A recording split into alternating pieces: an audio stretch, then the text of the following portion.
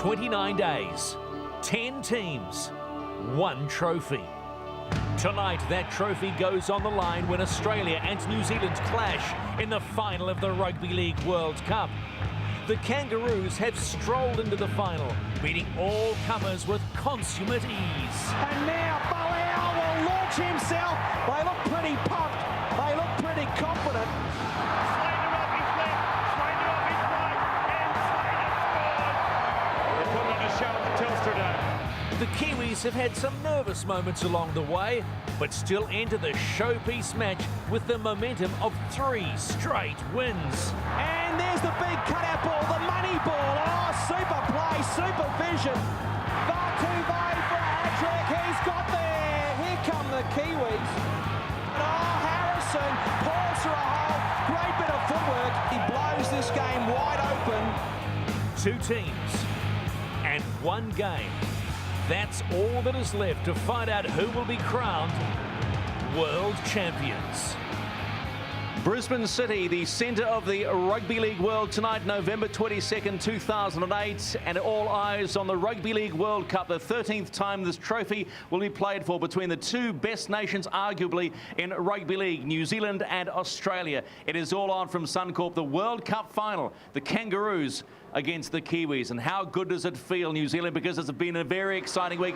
The Kiwis, they'll come in unchanged from last week and looking to try the unorthodox, many are saying, against a Kangaroo team that have been brimming with confidence and have been talking about bashing Benji and bombing Lance O'Hare. They have made some changes, critical changes. They've also lost 2 key players, and for home fans, 2 Warriors out of this World Cup final. Brent Tate earlier in the week and Steve Price yesterday with a torn calf. Hello there, welcome to the Rugby League World Cup final. McIver and Rowe Party once again in the seat for this one, and pretty much pumped, but no Tate, no Price. How does that affect their game? Price is a big loss. The analogy that they've used over here at the moment is likening it to the Sydney Harbour Bridge -1 pillar. Momentum is the key to this game tonight. Not having Steve Price on board, while perhaps it brings him back a little bit closer to the field, it's a big step up for New Zealand. We are in the favoured place of our caller, Costa. He's sidelined with DJ, and I suppose many times, Costa, you've been here, but how does this final rate in your grand scale of things?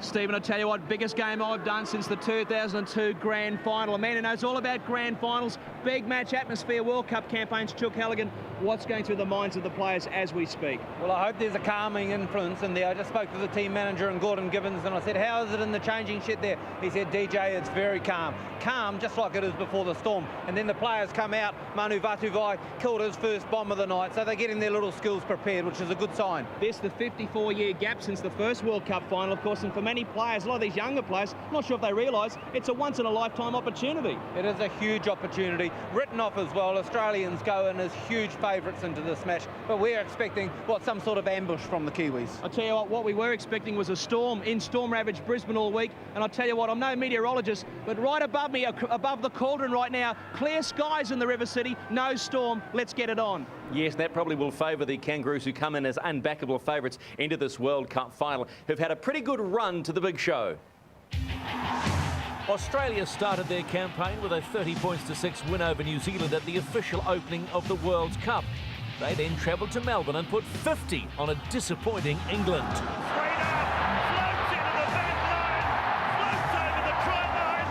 The Kummels gave everything in Townsville, but the Kangaroos maintained their professional attitude to run out 40-point winners to set up a semi-final match against Fiji. The Barty boys had no answers for the Australian pace, and the men in green and gold scored another half-century. 4 matches, 4 wins, 180 points scored, and only 3 tries conceded. No one. So here is the way that the Aussies got to the final, and it has been a pretty big cruise. In fact, that record almost mirrors their 2000 effort when they only conceded 14 points. They've only conceded 16 this time around, and they certainly come into this tournament heavily backed with lots of fans. But Pete, I suppose if you think about how New Zealand can beat Australia tonight, the word unorthodox keeps cropping up. And when you talk unorthodox, perhaps so much of the talk is also centred around Benji Marshall as well. He's the key to the side in terms of being able to undo the lock that could very well find success. You saw on the table there, you looked at the performance, particularly the defensive record of Australia. 16 points conceded in this tournament. That's how good defensively they are, and we haven't even started to talk about how hot they are with the ball in hand. Benji Marshall, he's the boy. Yes, will they bash Benji? We shall find out. But for the Kiwis, it's a side that are trying to win 4 consecutive test matches in a row for the first time. Here's how they got to the big one. New Zealand were touched up by Australia in the first match of the campaign, then got their act together on the Gold Coast to beat Papua New Guinea 48 points to 6. Isaac Luke, this live wire, shut the gate. That could well sink PNG. The following week, the Kiwis were in Newcastle to face an England side trying to get over the flogging they received at the hands of the Kangaroos. And they got off to a flyer, leading 24-8 at half-time. But the second half was all Kiwis, with Big Manu running in 4 tries as New Zealand took the win 36-24. The following week, the Kiwis and Lions were at it again in the semi-final, and it was nearly the complete opposite, as the men in black got off to a great start. There's a try to Ropati. It's all New Zealand in this World Cup semi-final. And then they had to withstand an England comeback, but it was never quite enough, as the Kiwis booked themselves a spot in the 13th Rugby League World Cup final.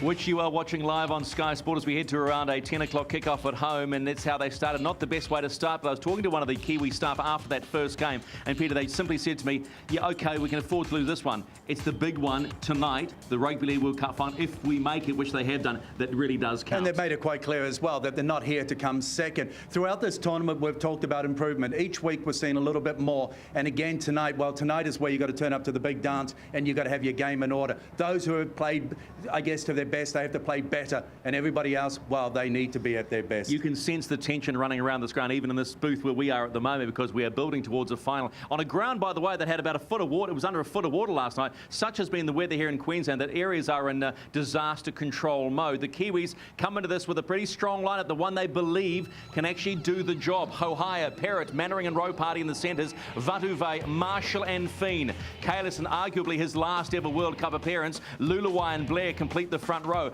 Fa'alongo, Harrison and Jeremy Smith. Onto the bench, Isaac Luke. He's got the new cool haircut. Eastwood, Rapira and Sikamano. They're coached by Stephen Kearney. Steve, New Zealand, the underdogs, but what's new? For New Zealand to win tonight, what do you have to do well? Yeah, we have to do a lot of things well tonight to, to get a good result. So, again, we've got to probably try things a little differently. And we'll be, we've got a plan that we're confident if we execute well, then, we'll certainly give ourselves a good chance. Recent history suggests you have to make a good start to the match. It's too many times in tests against the Kangaroos you found yourself down 12 and 18 points. That's been drummed into the players? Yeah, certainly. You look at the way Australia have played for the last month.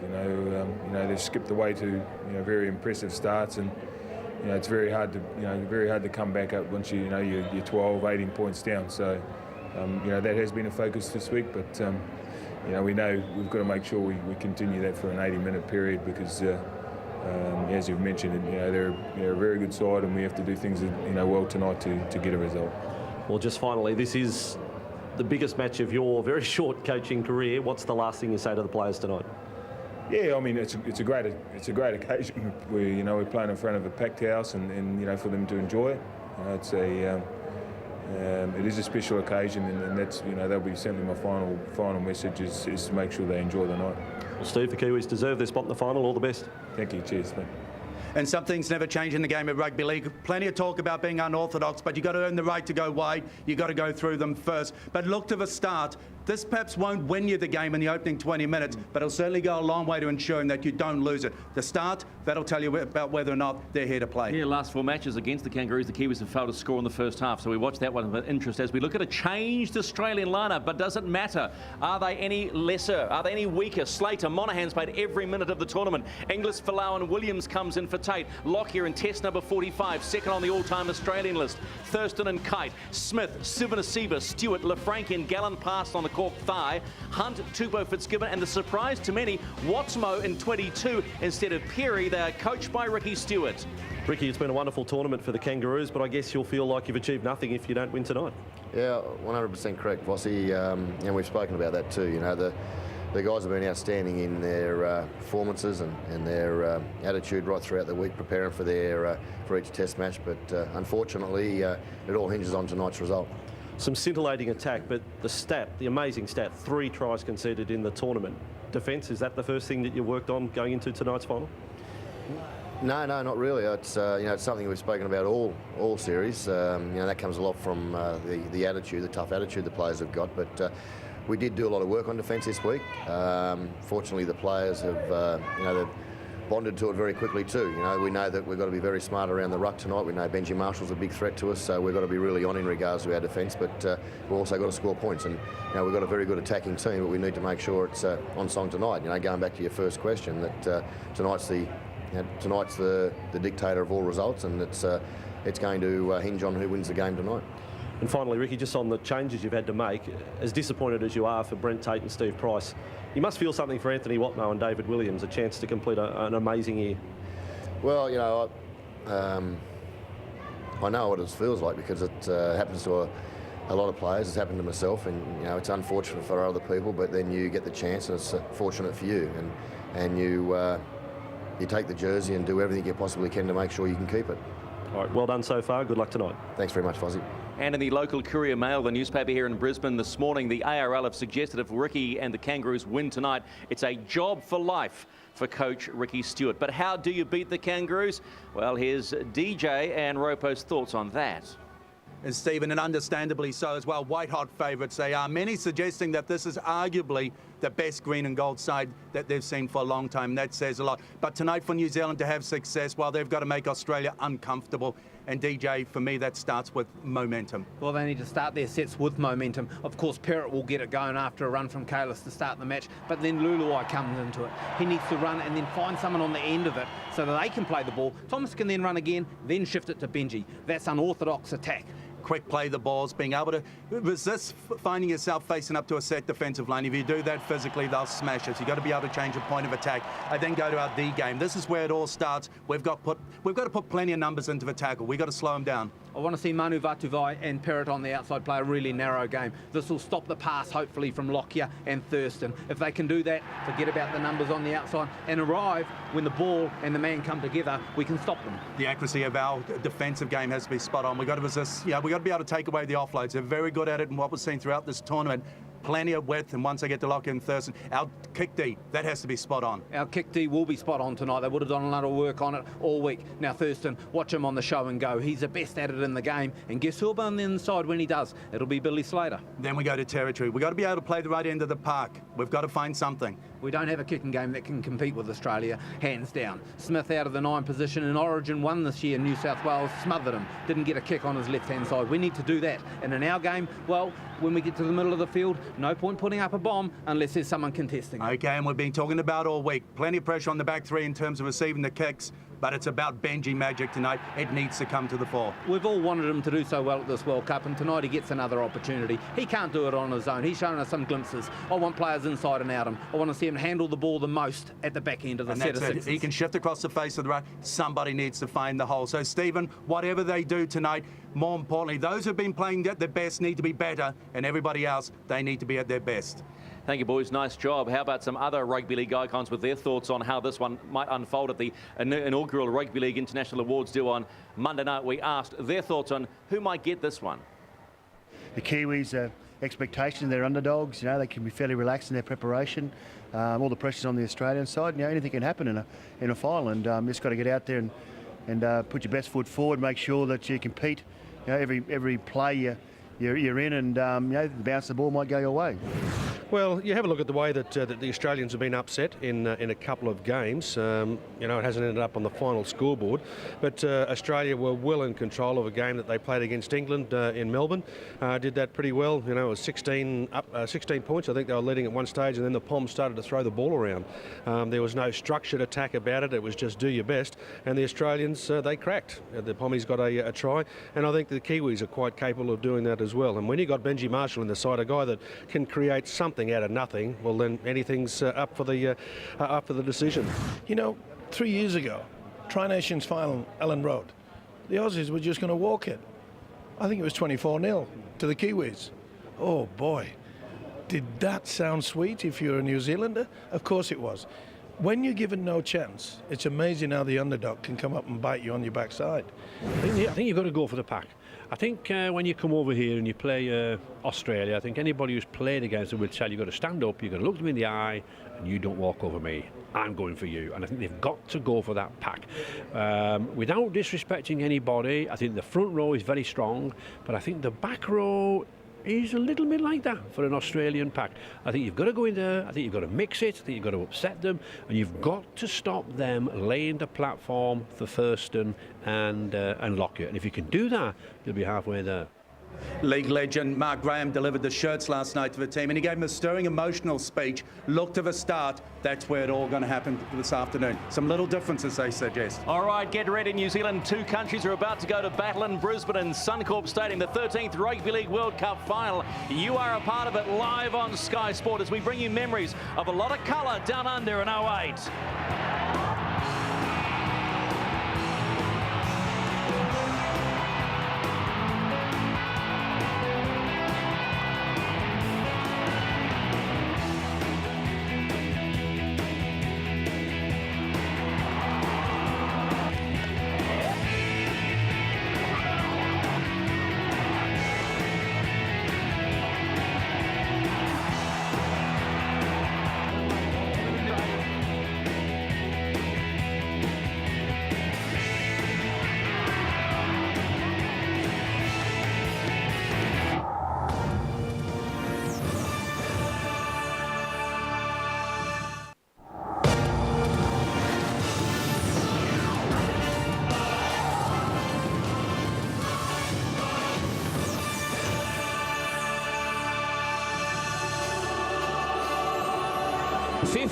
Years after the Rugby League inaugural World Cup kicked off in Paris, the lights of Brisbane are shining tonight here in the Queensland capital for the game's international showpiece finale.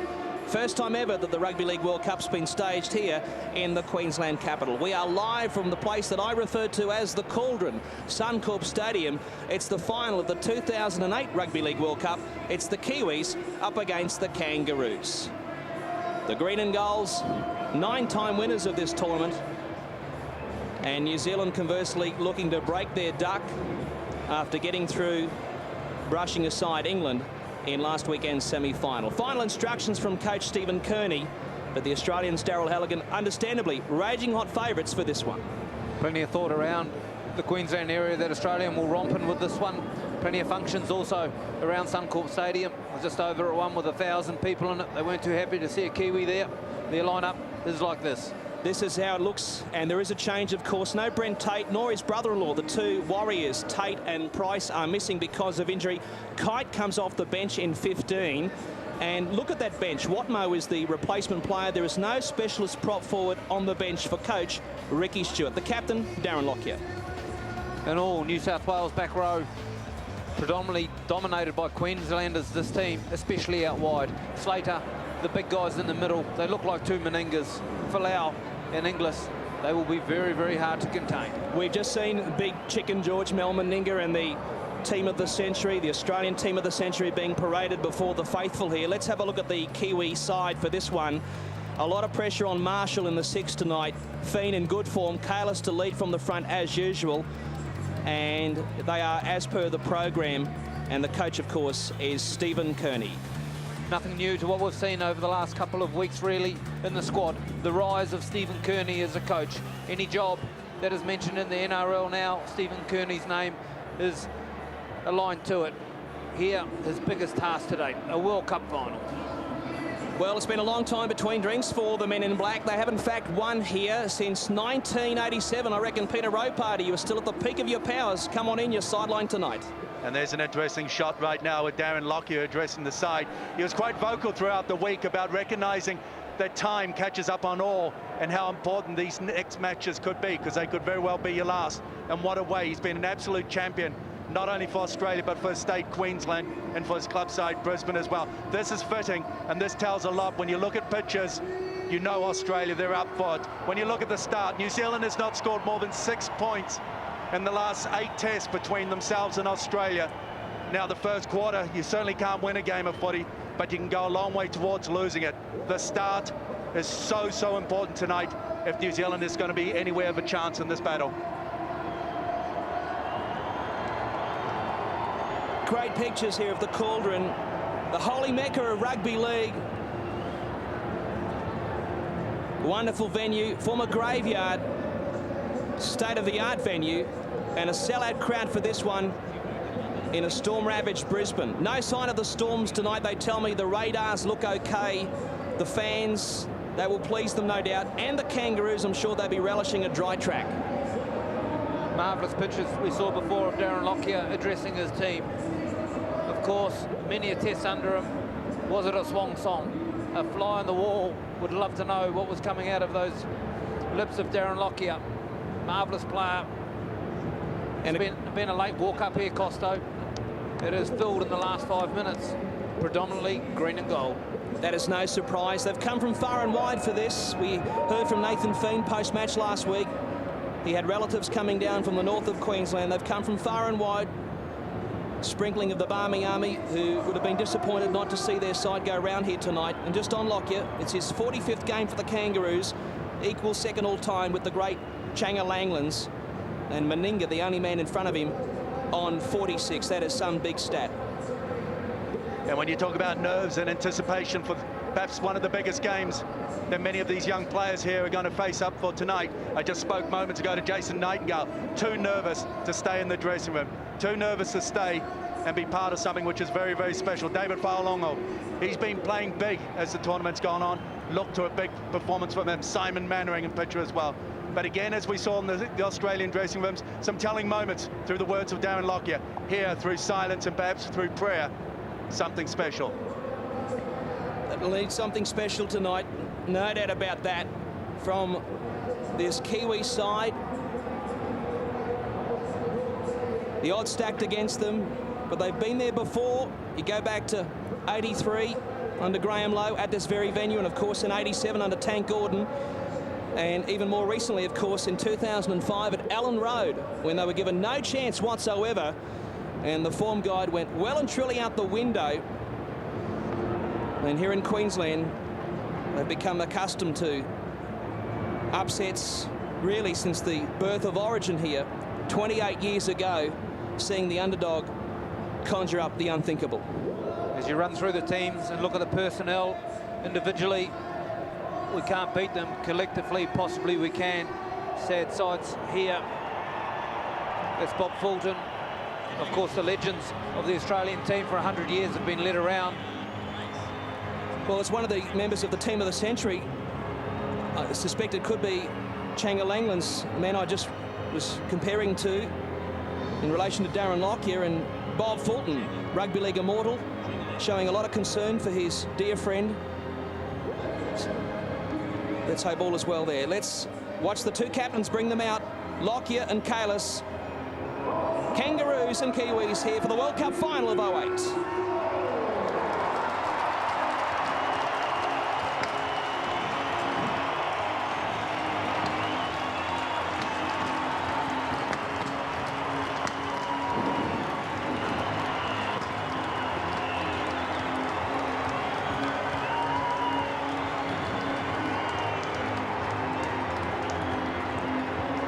Wonderful scenes, great theatre,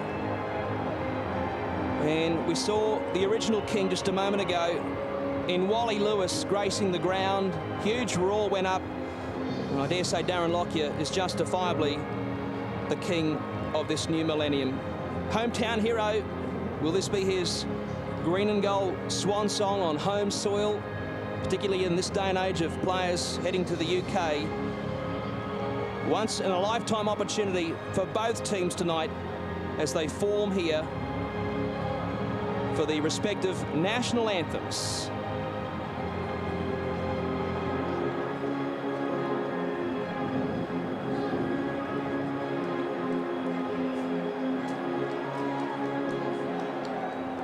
Ladies and gentlemen, please stand and welcome international recording artist and creator of the opera supergroup Amici Forever, New Zealander Jeff Sewell, to perform the New Zealand national anthem.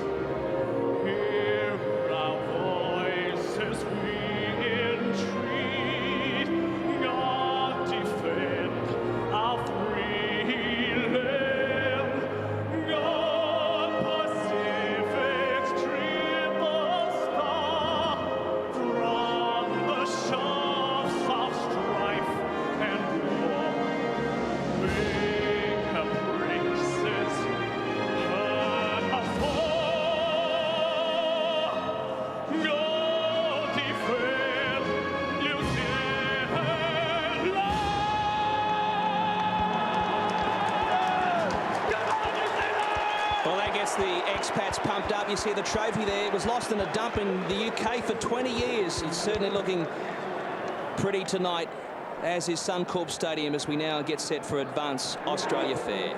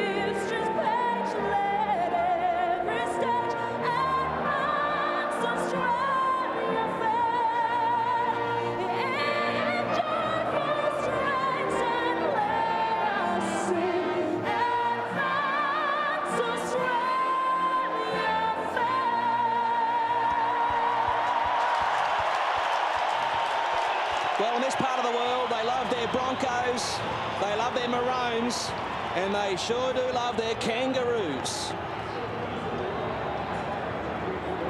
Not quite so popular on the haka, and that'll be next. Let's see what Australia do. They'll stand and receive it with a true test of respect.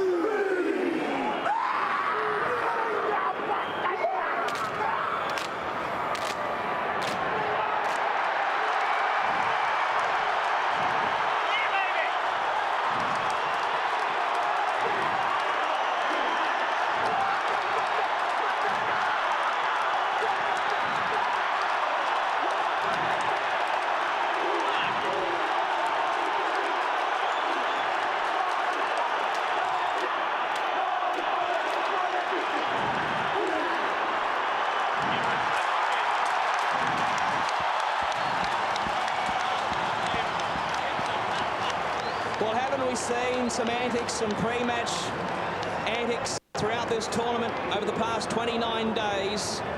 And that's arguably the best moment of the lot.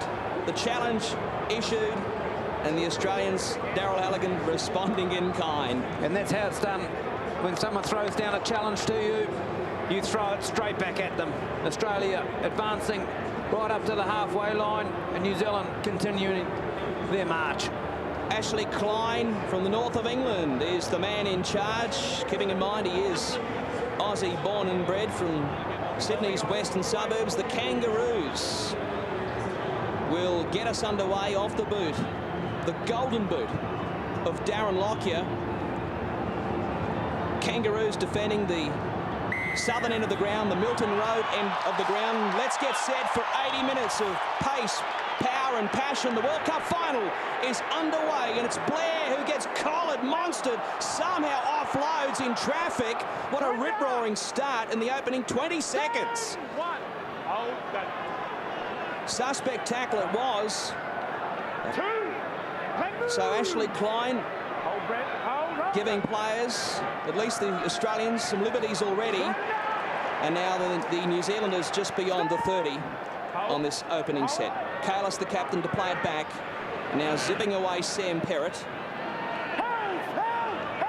And he takes play 8 short of halfway. Coming up out of the line quickly, Gallen. He was under an injury cloud all week. There's Perrott getting back to his flank position. On the last, they'll go to Nathan Feen, who's been outstanding form, back-to-back man of the match honours. And a kind bounce it is for Williams, and the Wolfman offloads in kind back to Slater. And the International Federation's Player of the Year, inaugural Player of the Year, plays it back. And now hitting it up is Israel Folau. Perfect start for the Kiwi side. The kick down the middle of the field saw them advance it to the halfway, and of course they were going to kick to Williams first up, replacing Tate out there on the wing. He got his first touch. Hold here. Sevenasiva plays it down, and this is Kite, played for Tonga last World Cup. He is the replacement for the injured Price, who missed out tonight because of that calf problem. Alongside his brother-in-law, Brent Tate, the boot of Thurston now finding the deck, and it's a good bouncing kick into the in goal, but just too much. Just a little too much from Thurston, and much to the delight of Hohire. He just lets it go dead in goal. Thomas, wait! Let's go sideline, 2 minutes gone, no score, Ropo, packed house. This should be a ripper. Well, an absolute ripper. When you look at the way that the Australians received the haka, and on the back of it, they were embracing one another. They had got out of the haka what they wanted, and certainly a start to show plenty of confidence. And right there, we've just seen the second offload in as many minutes. Last week up against England, 2 offloads for the whole game. So maybe what they hinted at coming into this game tonight, what we'll see in the opening quarter, is a little bit more of shift in that ball. Certainly a little bit of creativity from the get-go. Blair showing that creativity. Maybe a sign of things to come. So the New Zealanders now 6 metres. Australia's side of halfway. David Fa'alongo plays it back. And Lulawai hands it on to Marshall. Marshall looks to split them back on the inside. This is Vartuve, the beast, centralising play, and he's captured by his nemesis in Williams, who's had a stellar season, hasn't he, with Manly winning a premiership and now getting a call up to his national side. They go to the heavens. Monahan has a good look and a good catch. And look at him go. He beats 1, he beats 2, he beats 3. He's still going. What a kick return from the Canberra Flyer. Great kick return. Too easy to catch. Perfect from New Zealand, the attack. A short side raid with Benji Marshall trying to find Vatuvai, and then Monahan swallows it and gets it back outside the 20. 3.5 gone. The Australians up to the 30-metre line. This was Marshall taking the line on. Bash Banji. That was the catch cry from the Kangaroos coming into this one. He certainly needs to stand up and deliver tonight. And a clearing kick now off the boot of Cameron Smith. Chance of a 40-20 must be cut off. It is done so, courtesy of the fullback and Hohire. And look at the reception committee. Oh, just going a little high initially, I thought might have been Glenn Stewart. DJ, you talked about one of the things that the Kiwis need to be up for tonight, and that was about recognising the threat coming out of the acting half of Cameron Smith, a left side kicker. While we just saw an example there, no pressure and an opportunity so close to coming up to a 40-20. Wasn't far off the mark. Speaking of the mark, it will now be advanced. There's a penalty against the Australians. Brent Kite not impressed with Ashley Klein, forced to retreat. Here's the replay. You at home be the judge. Nothing really in it, but again, Ashley Klein, he's saying, this is what I want. Not a bad touch finder either. They go on the attack. 35 out from the Australian goal line, attacking the southern end of the Milton Road end of the ground. This is Fiend handing it on to his captain, Kalis, the only survivor from that World Cup decider at Old Trafford under Frank Endicott 8 years ago. He plays it back to Lulawai, and now Blair to the line. This time he thought about the pass once more, but sanity prevails. 15 metres out. He plays it back. Options left and right. They go the ladder. This is Fiend. They've got runners. Hohire injecting himself. Running at the line, 2 metres short. Make it 3. Pressure now on the green and golds. Slow play the ball. Fiend's got it at first receiver. Then the kick towards the upright. Chance of a try. Marshall claims the try, and they'll check the tape. I reckon he's missed it. The idea was very, very good, but I think the execution has let them down. Great play, Costo. Klein wants to check the tape, and so he should. The kick through from Fiend off the outside of his right foot, maybe aimed for the post. Was he onside? And right here, the ball sat back on him. Did he get it with the elbow? Wishful thinking, but no. No control. Had a crack at it and had to. Difficult to have a go at a ball that's bouncing on the ground and on its point. Hits him on the chest. You can't see control on that. But boy, perfect execution. A play to the right and come back to the middle of the post. Steve Ganson from the UK is the video referee here tonight. We can expect a red light. Players from both sides already awaiting the restart in hostilities, the resumption in hostilities. Australia up to the 20 for the tap restart. There's confirmation. So a real let-off, wasn't it, for the Kangaroos? After just 5.5 minutes, still no score. And now making inroads, LaFranchi, the Gold Coast Titan. That's a big, big surge. They can't stop him. Went straight past for a party like he wasn't there. Plays it about 5 short of halfway. Thurston crossing the midway stripe. Chopped down by Fa'alongo on the far side of the field. And now Gallen with a bit of a fend. Part of this leadership group with the Australians. There's another one. Lockyer, leader of the pack, leader of the side. Slater, Monahan on the end of this backline move, has to cut back in field. And he goes to ground on the 30. Stand up. Inglis, acting half. Thurston back on the inside for Kite. Banged down by Blair with the help of Kalis. And the 5th and final has been signalled. Smith, Thurston, cut out ball. Lockyer, pressure building. Oh, big hit. Vartuve on Slater. Did you get the number? The number's one if you missed it. And this is Perrott. Marvellous. Get the tow truck. Big Manu. There's the contact. Shades of Francis Melly. Well, he had to make some decisions. There were 2 parked outside Slater. He made the right one. He pretty much got him as he got the ball. And it's good to see when you talk about playing the Kangaroos, it's about doing your homework. So it's about recognising their big plays and being there, prepared, ready to be able to nullify. Monahan, he's had a couple of good carries. This is another one of them. Yeah, and all because of failing to find touch. I won't harp on it, but I spoke to Mark Horrow, who was part of the Kiwi side. As I recall, that won here last in '87. And I talked about finding touch, getting to your kick. Well, there you go, in the opening 10 minutes. Can you believe that? This is the granite-like body of Sivanasiva thrusting at black jumpers 25 metres away. A switch from Lockyer to Thurston, now involving Slater. Such creativity from the Australians, keeping in mind the 1, 6, 7 and 9, all Queenslanders. Now Kite, proud cockroach, New South Welshman for those newcomers to rugby league. He rises to play the football. They stack the short side. Thurston takes them on and gets wrapped up on the last.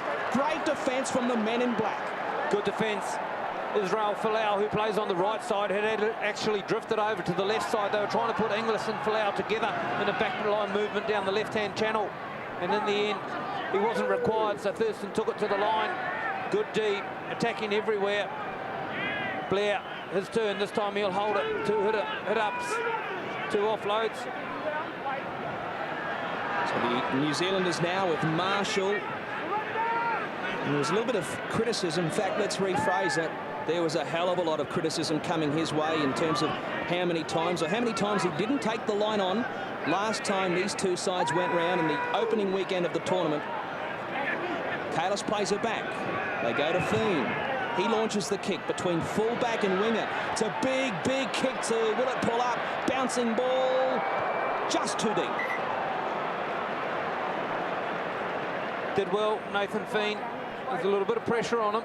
Wasn't the normal pressure, courtesy of someone like Stephen Price. Just gave him an extra yard to kick the football. Got a good clean contact on it. This is Williams, who has had a big shave since the club season. In fact, he was resembling Perry McCleary from Donaldson's Dairy for most of the NRL campaign. He's found the Remington after the grand final. Well done to him. Smith hands it on now to Gallen, running at the teeth of the New Zealand defence into enemy territory. Smith now going to Thurston. Stewart, another Sea Eagle. Quick hands from Slater. Now pressure passing. Give the defence a wrap. Here's Folau. They chop him down. Oh, Big Manu says, I gotcha. He's unorthodox, but he's hassling them, putting pressure on them, and it's got to continue. Gallen continues upfield, legs pumping like pistons. Finally, he is trapped by the defence. That tackle took some time. The referee probably was tempted to blow the whistle for a penalty. Now Lockyer with that left boot, the trusty left boot, launching his kick. Gobbled up at the back by Hohai. He gets around with consummate ease away from Kite before he is put away by Seven Asiva. Confidence booster for Lance after last week. Parrott out of dummy half. He normally makes good yards. Lance last week, of course, coming up with a couple of uncontested spills. Saw him out in the pre-grant game. Got 5 or 6 spot on. Will do his confidence the world of good, no doubt. This is Vatu Vai. Cast your mind back to last week. There are the coaching staff. Kearney alongside the super coach, Wayne Bennett. As Vatu Vai took some time to get engaged last week. And now another clearing kick off the boot of Fiend. He keeps it on the carpet, and it'll be a kind bounce here for Slater. Let's see what he can do. No chink in the armour this time, Ropo. No, but a big tick for the defensive team at the moment, doing everything right. At times looking a little sort of not having the accuracy when they go in, allowing the Kangaroos to continue to find the progress forward, but of late, putting them on their back, taking the speed out of the ground. 11 gone in the World Cup final of 08. Kite doing the hard yards for Ricky Stewart and the Kangaroos. Speaking of that, this is a man who's done it for a decade or thereabouts. For the Broncos, more recently Penrith, Queensland and his country, Seven Asiva. Thurston back on the inside. Stewart, Slater. Slater spots a gap, goes through. Now it's a one-on-one. He's got pace to burn, takes them on. Vatu Vai had a play for football, but Lockyer gets the scraps and Lockyer gets the try. It started with Slater and it finishes with Darren Lockyer. The captain strikes the first blow, his first try of the tournament, and the Kangaroos will play from in front in this World Cup final. A run across the back of the ruck from Glenn Stewart. Had the up and in defence. All tested. Slater just put them on their heels. Away he went, far long on the outside. I thought he had blown it here. He had players queuing up on the inside earlier. Lockyer was one of them. The ball comes off Manu Vatuvai, tried to get a hand to it. And Lockyer, Johnny on the spot. Backed his pace to Slater. Hohai was up to the task, but the ball back on the inside. Good start to this football match. New Zealand defence is good on that occasion. The footwork and speed of Slater, just a little too much. Well, you talk about stories. It's a real Cinderella story for Darren Lockyer. From Roma in Western Queensland, came down to the Broncos all those years ago. Raw talent, was exposed to a bit of Aussie rules as a kid. Not much of him. You ever see him up close and personal, you're quite amazed the stature of the man, that it's what's inside that counts. He had a bumper harvest, didn't he, Thurston, against the Barty at the SFS last week. It was one hell of a romp. Thurston, 3 tries, set up 2, save 1. Not a bad night at the office, was it? Now he looks to convert the Lockyer try. 21 out from goal, 15 in from touch. He has missed it. It remains 4-0, Kangaroos over the Kiwis after 13. And throughout this tournament, Billy Slater, he's been impressive form, 7 tries, and all of those coming in his 3 World Cup appearances. He set so much of us up when you talk about no substitute for pace. While again, he proves that to be exactly it. Lance Ohio was on, and sometimes a bit of luck. The Kiwis have had 2 chances, they've missed them. The Kangaroos, they get their first chance and they convert. Back live now, this is Kite on the kick return, throwing himself at the Kiwi chasers. Gets play only to the 10. This is Seven Asiva. Luluai in the thick of it, playing a dummy half hooker, of course normally in the halves for Wigan in the north of England, and his country for that matter. Ropati makes the stop on Gallen, and now LaFranchi hits it up. Big contact, wasn't it? And it was David Fa'alongo. You wouldn't want to meet him in a back alley in Brisbane. This is Smith. They're targeting Jerome Ropati down their right-hand edge, sending LaFranchi and Gallen at him as Lockyer kicks back across the ruck. Ohio onto his left, finds it pretty easily on the full. New Zealand, a little bit of composure. They're starting to get worked over. They'll need a few outside backs here. Vatuvai, possibly Ropati. Ease some of the yards, ease some of the defensive pressures. The New Zealanders now, safety first football. And Bronson Harrison, who's made every poster winner in this tournament, keeping in mind this is a bloke who was not even included in the original World Cup squad for the Kiwis. And I know his uncle, Clayton Friend, who was part of the Kiwis' last triumph here in the Trans-Tasman battle, will be tickled pink with his form of late as they find the line, the Kiwis, and set up to pitch the tent. The Kangaroos have plenty of shape and certainly well understand the structure that they play this game of footy. You talk about targeting the likes of Benji.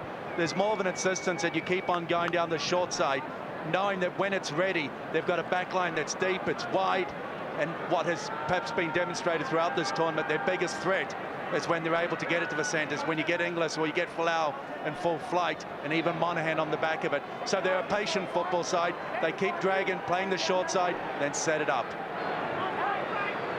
So the Australians now off the scrum, working play away. And we should point out that it is a very typically balmy night here in the Queensland capital, a real Trans-Tasman sporting feel to the River City. Of course, the cricket well and truly underway. Intriguing match it has been at the Gabba. A very balmy night here, typical of this time of the year. And the run up to Christmas, the run up to the wet season. The Australians now 10 short of halfway, and they work the short side, and the Wolfman's away. Look at Williams. Williams has got too much pace. He hits the afterburners. Boy, oh boy, what a year it's been for this rookie from Manly. The Aussies get their second try of the night. They work the blind and they profit from that. 8-0 kick to come. Decision making on the edge, down a short side in defence can be difficult. Big Manu Vatuvai gets this one wrong after attacking the right-hand channel of Benji and Jerome. They go again. Watch Smith out of dummy half. Who's he got there? Slater. As they move up, he throws the ball right across the face of Folau and Williams. He's got plenty of speed. Now the defence was interesting. Marshall decided to go for him, which left Hohire on a limb. He didn't even contest him. Too easy. A couple of weeks ago, he bagged 3 on debut. I was there at the ground with a smile on his face. He was grinning like a Cheshire cat. Bagged 3 against the Kumals on debut. And of course tonight getting his opportunity because of that hip flexor problem that has cruelled the ambitions of one Brent Tate. Williams getting the try, showing there is no substitute for pace. The first try, well, that was a touch of luck and some brilliance. This one was hard to swallow. Simple numbers on a short side. And the Manly flyer shows us his wheels. Straightforward shot at goal here for Thurston, and he bangs it over. And the reigning world champions hit double digits after 18. It is 10 points to 0. And right from the outset, the critical period in this game was the opening quarter. 18 gone, 10 points down. And again, they show how good they are. Being methodical, being persistent, going down the short side. You don't deserve to get that break. You don't deserve to be able to break it apart and go down. The little things they need to return back to, slowing them down to play the ball and addressing. And again, another error. One of those things you can ill afford, kicking out on the full. And it's come off the boot of Marshall. Someone will be calling for the Makita chainsaw after this. Brent Kite showing how you do it. You cock one leg in the field of play, or at least in the in goal. The other one can be stuck out. So he earns his team a gift penalty on the halfway line. And again, I spoke to Mark Horrow pre-match. We spoke about things like that. And in the opening 20 minutes, the Kiwis are under the pump, schoolboy errors, and the touch finder is a classic. Look where they are, 10 metres away. This is Stewart. Stewart backing himself into this New Zealand defensive line, 9 metres away. Battle stations now for New Zealand. Cameron Smith back to Sivanasiva. Thundering towards the goal line. He takes him, stopping this Colossus from Penrith. 5 metres away. Gallen at first receiver. And nothing play. And he is enveloped by 3 defenders. No, he's not. He flings the ball out the back door. Lockyer steadies himself, goes to Thurston, and he dummies to Stewart, and he takes the tackle of Harrison. 15 away. Inglis claps on the pace. It's Folau, I beg your pardon. Look at him go. Caught me by surprise, caught the markers by surprise. That was a near thing. Well, he's nearly dragged 4 Kiwis over the line with him. When passes are flopped out the back, it can spell danger. Folau from dummy half, 15 out, showed us his strength. Not entitled to do it, not at this level. Has been ordered to play it back on the 10. Interesting call from Klein. So he must have been held up. This is Kite. And now the 5th and final has been signalled. So that really was a near thing. Smith now on the last, a dab. Lockyer for a double, he gets it! Smith with a judicious kick. And Lockyer claims another 4-pointer. It's all the Kangaroos. Possibly a fortuitous second try for Darren Lockyer. A little left-footed kick close to the line from Smith. No problem with the onside. Just dabs it right down in front of him. A little channel there. Lance O'Hire tries to check the road, as does Blair. Doesn't seem to be a problem. Well, the referee was in great position to make the call, but straight away he's referred it to Ganson. The end on replay should prove conclusive, and he's lost it. No try. I repeat, no try, and Ashley Klein, take a bow. Well done. That's what the video ref's for. He used them. New Zealand will get the benefit of it, but again, it was a little bit easy. Courtesy of Benji Marshall kicking dead off the kickoff. Australia camped themselves down here looking for their 3rd try. Well, the game needed that. Steve Ganson has only one option here. It'll be a red line.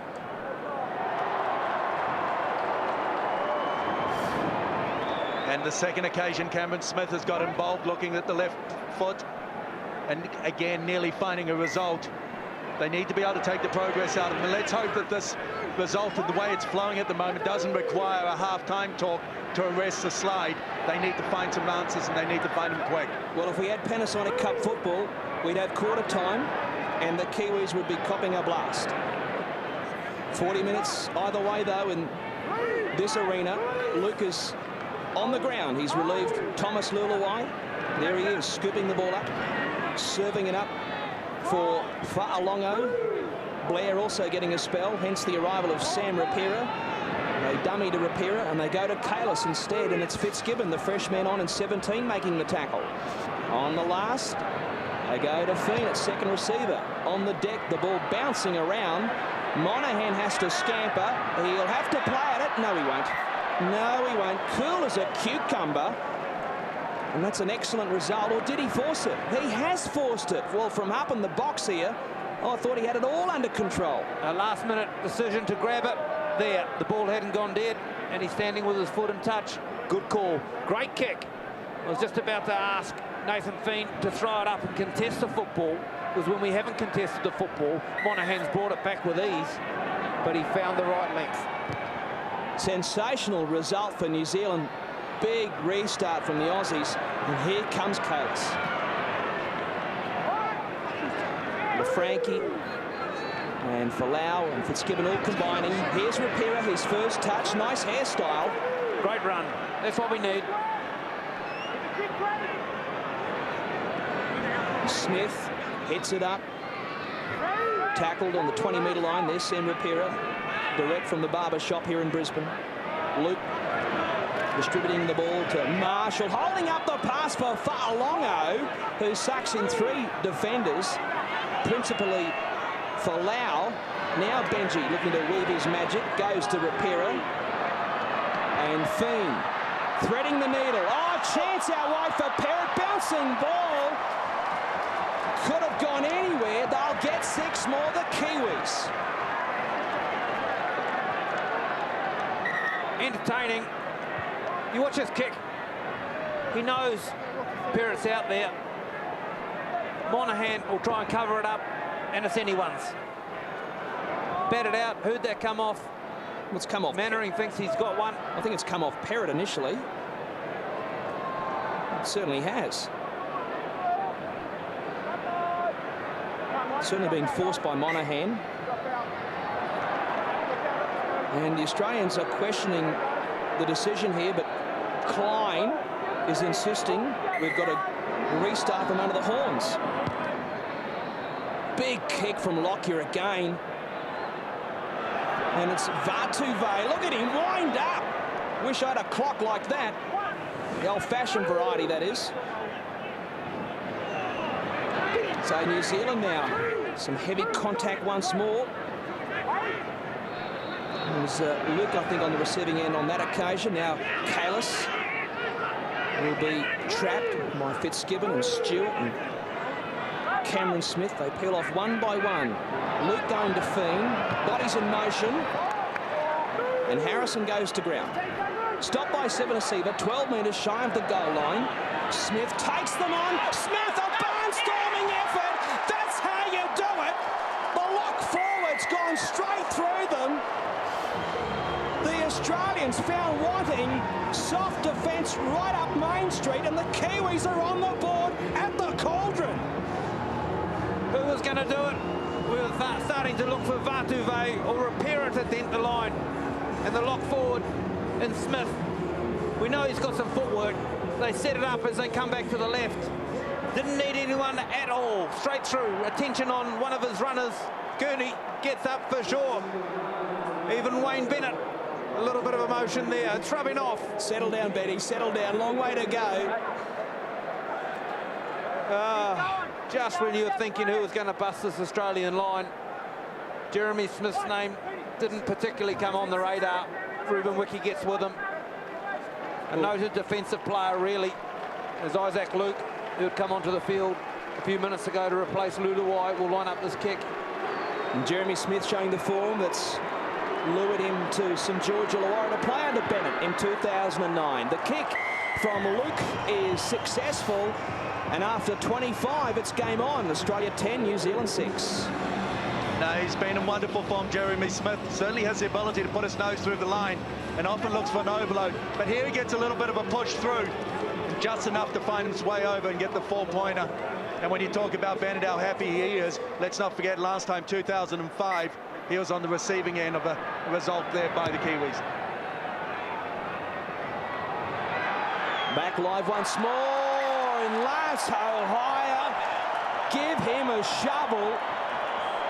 He dropped a couple last week, and now he's come up with a most unfortunate spill, the poor lad. Well, Lance, the posts are in the equation. He started outside. When you catch a football, you should be walking into it, not walking back away from it. Under pressure, did it to himself. 15 before the break. Pressure back on New Zealand. First drop out of the night for the Kiwis. This is Sivanasiva. It's been largely an error-free display thus far from the 9-time world champions. Stewart working the blind side. Look at him go. He's come along in leaps and bounds under Des Hasler at Brookvale. Thurston back on the inside. This is the old stager, Fitzgibbon. Of course, he can play up front. That's where he'll be playing a lot tonight, given the lock forwards on the bench. Smith, menacing, isn't he?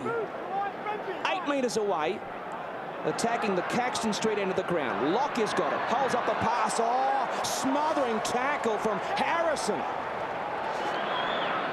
Thurston bombing the wing of Vartuve. High above the pack. Here's a try in the corner. Pass on the inside to Williams. Folau looked to set it up. Now a bit of argy-bargy, but no love for the Kangaroos. There was magic brewing. Lockyer got hammered on the right-hand side, so Thurston kicked it over to the right, and right here, Yosha flick from Folau. Realises he's not going to get there, tosses it back infield. Stacks on the mill. Williams sees the opportunity and can't grab it. As soon as Folau got the ball with those big mitts, I thought the try was on the cards. It wasn't to be. And again, a let-off for Stephen Kearney and the Kiwis. Eastwood's on the park. Carlos gets a spell. And Perrott goes for a sortie. Chant goes up for New Zealand now. The expats finding their voices. Rapira brings it upfield with great gusto. Fair run, wasn't it? It was a good run, and it was good service from Luke as well. He made a few yards. And Marshall now. Oh, play on's the call. I can't believe it.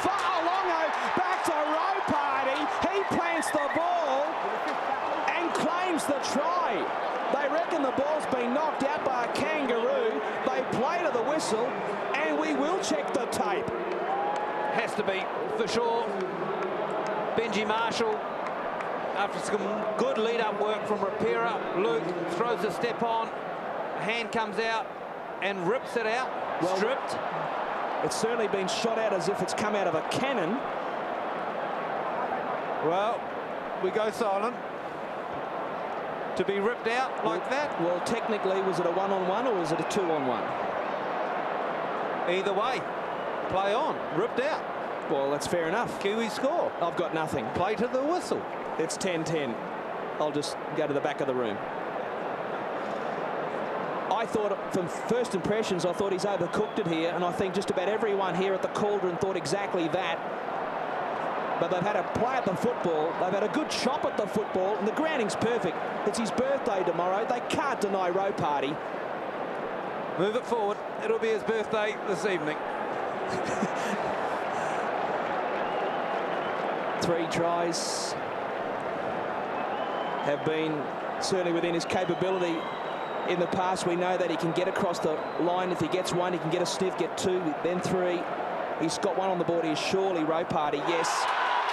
We are locked up, we are locked up. Plenty of heckling for Steve Ganson in the video referee's box. It's 10-10 with a kick to come. The Kiwis with a chance to take the lead for the first time in the World Cup final. What I liked about that was when Isaac Luke ran, he actually found someone. He didn't run into a dead end. He found Rapira, and it was Rapira who put himself through the line to generate the momentum of the play. 10 caps, 10 tries. The numbers do not lie for Jerome Row Party. And some classic heckling now from the banana benders here in Queensland. They're fueled up on the local amber fluid. I'll give you the tip. They make it down the road in copious amounts. And I reckon the trucks have been loading up here at the stadium all afternoon. Luke should get it, does get it. They are in front. New Zealand, I repeat, have hit the lead at 12-10, 12 before the break. And if you think the Kiwi fans are delighted, well, spare thought for the Australians. There's only one word being yelled out right now, and it certainly starts with the letters bull. But you've got a Kiwi side which is about playing the opportunities, playing the moments, and Jerome Rapati with 10 tries from 10 test matches, well, he's my second cousin tonight. Well, that's scoreboard. It's no ball. It's 12-10. I don't mind giving the referee a spray here. You cast your mind back to the halcyon days of origin, and that's a penalty, and that's a fair call. Sam Rapira was on a hiding to nothing, and Ashley Klein correctly gives the penalty. And those faces tell a story after they led 10-0 the Aussies. A bizarre passage of play. Sees the Kiwis hit the front, and a couple of little niggling mistakes in this Australian side. Exactly how they wanted it. You go back to the good old days of origin, plenty of beer cans have rained down on this piece of real estate. I think the first time ever I've seen Andrew Johns cheered here at this ground before kickoff. This is Eastwood. 3-1 is the penalty count, favouring the visitors. Eastwood plays it back. This is Marshall, the architect of that try. Oh, Vartuvei's had his head ripped off. Kite has collared him. He didn't miss. The trainer, the New Zealand trainer, is darting onto the field as we see Kite right up around the melon of Manu. LaFranchi in there as well. Well, the trainer was running on the field with 2 fingers in the air, saying go for 2, but they've kicked for touch. Let's see what they've got. Here's Rapira, 4-1 the count now, and they're only 9 metres away, 10 short of oranges. Marshall has coughed it up. Good tackle, great technique from the veteran Fitzgibbon, forcing the mistake from the New Zealand standoff and the pressure off the Kangaroos. It was Fitzgibbon who missed the tackle on Smith. He's just made up amends. Great technique. Now Benji's start has been, well, a little bit all over the show to this match, but he's got to keep going. He's a confidence player. He can't get down on himself. A couple of his touches, missed touch, kicked out on the full. He's got to continue to play. Australia 2 points in arrears, but remembering they've won their last 8 Trans-Tasman matches. No joy for the Kiwi since that final of the Tri-Nations at Allen Road back in 2005. You can probably also add to that, Costa, when you're talking about stats, that Australia's not trialled at half-time in its last 13. And now another penalty to Australia. And now it's the time. If the Kiwis are going to be in with a shot, they need to be able to put some effort on effort. They need to find a little bit of extra. They'll need to D up big time. Can they repel them? There's a green and gold tsunami coming their way. Smith with the tap, Stewart with the charge. This is tackle 1.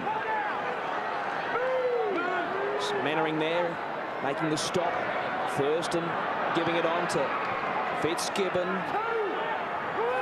whose career has really been rejuvenated in the last 12 months. Thurston holding up the pass. He had a runner in 16, steaming onto it. Tupou 10 metres away.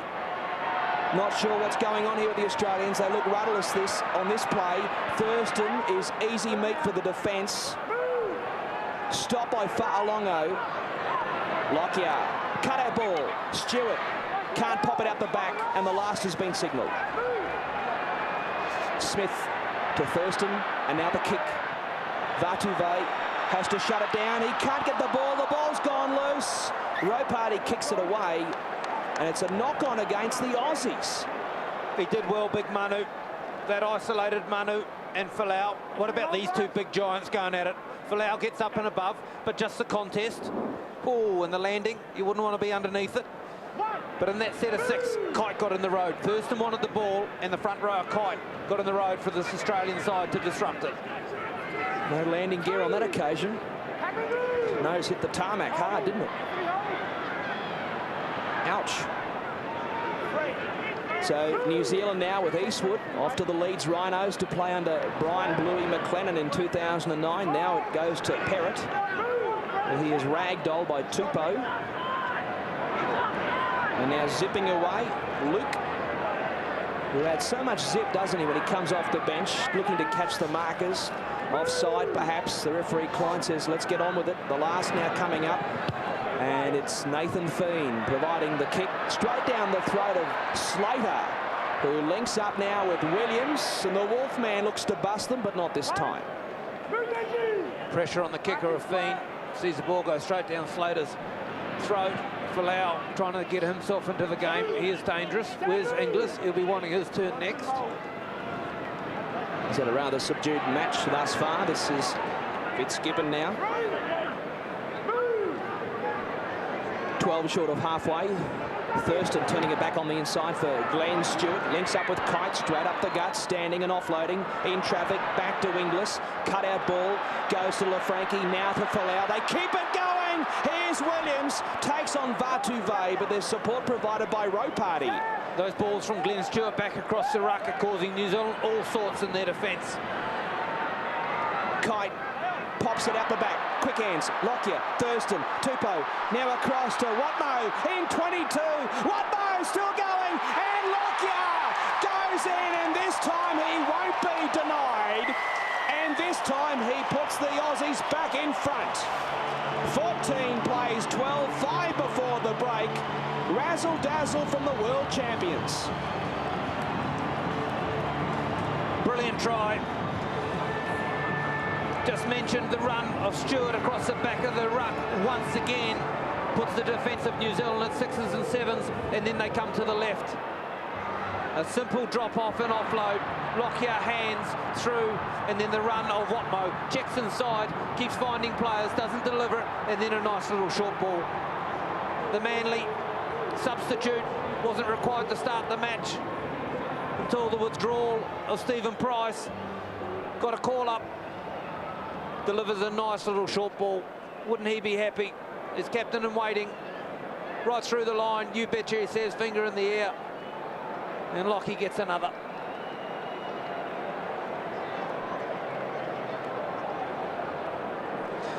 So Darren Lockyer, trialist coming into this one, in this tournament that is, has a brace already.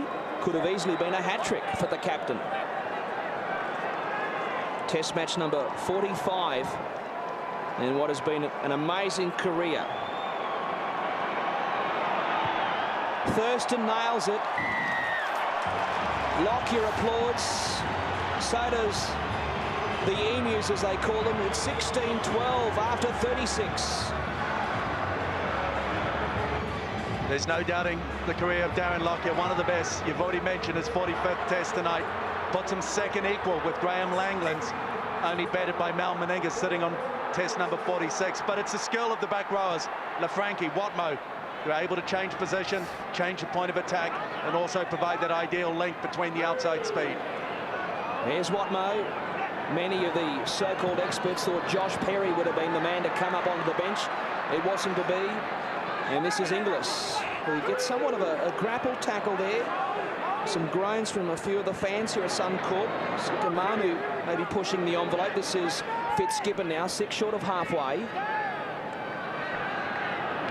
Watmo with another carry. He was full of running when I saw him take on the Kumals during the preliminary matches in the so-called pool of death. Lockyer, quick hands, the back line swinging into action. And here's Israel Folau, bumping run, got rid of one. Now a little bit of a goose step from the big man. Thurston's got the ball, no obstruction, play on's the call. Lockyer doubles up, he keeps it going, almost lost the handle before he's rounded up by Feen, and that should be a penalty. No way, says the referee, and Lockyer can't believe it. Nor can the fans. Thurston goes to the heavens. Vartuve lets it go over the sideline. That was somewhat of an anticlimax. A dangerous set of 6.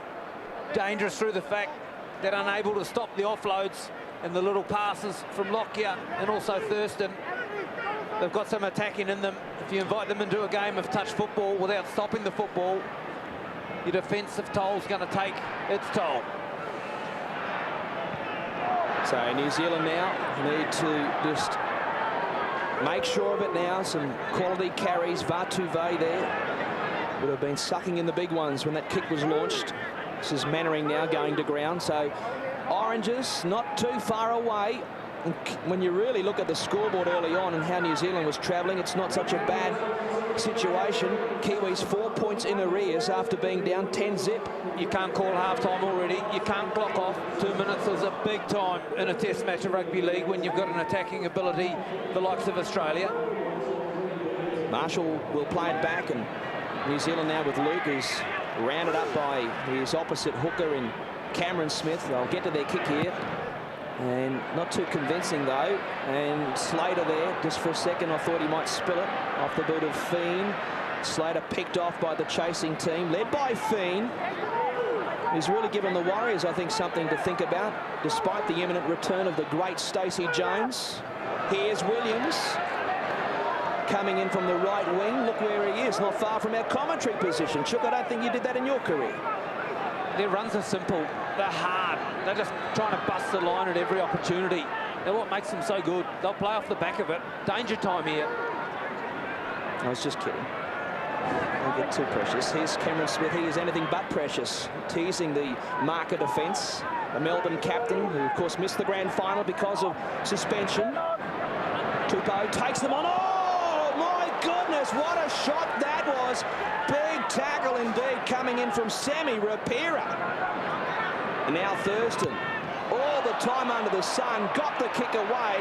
Vartuve, could be a mix-up. No, Perrott, the other winger, he's got the football. He offloads back to Hohire, and he puts the ears back. Look at him go, the custodian. Marvellous kick. Good chase on it too. It was a big spiralling bomb.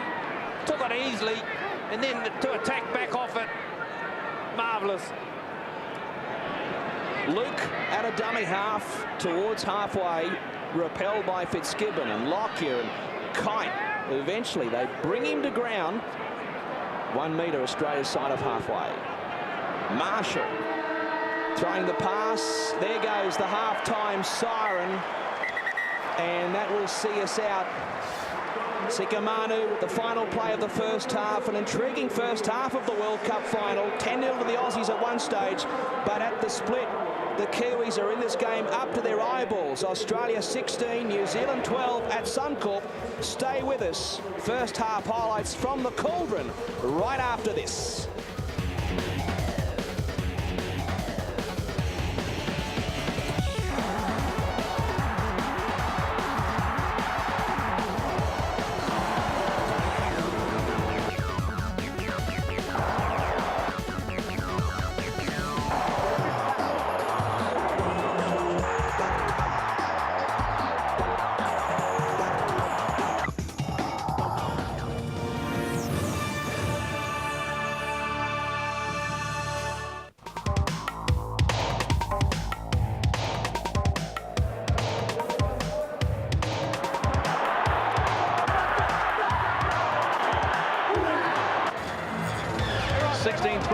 half-time, it was the Kiwis that, with an attempt to strike first. They looked pretty good, but then the Australians just started getting into their groove, and Billy Slater and co just started to really run the New Zealanders about. It was on the back of the Slater break that they scored through Darren Lockyer in minute 12.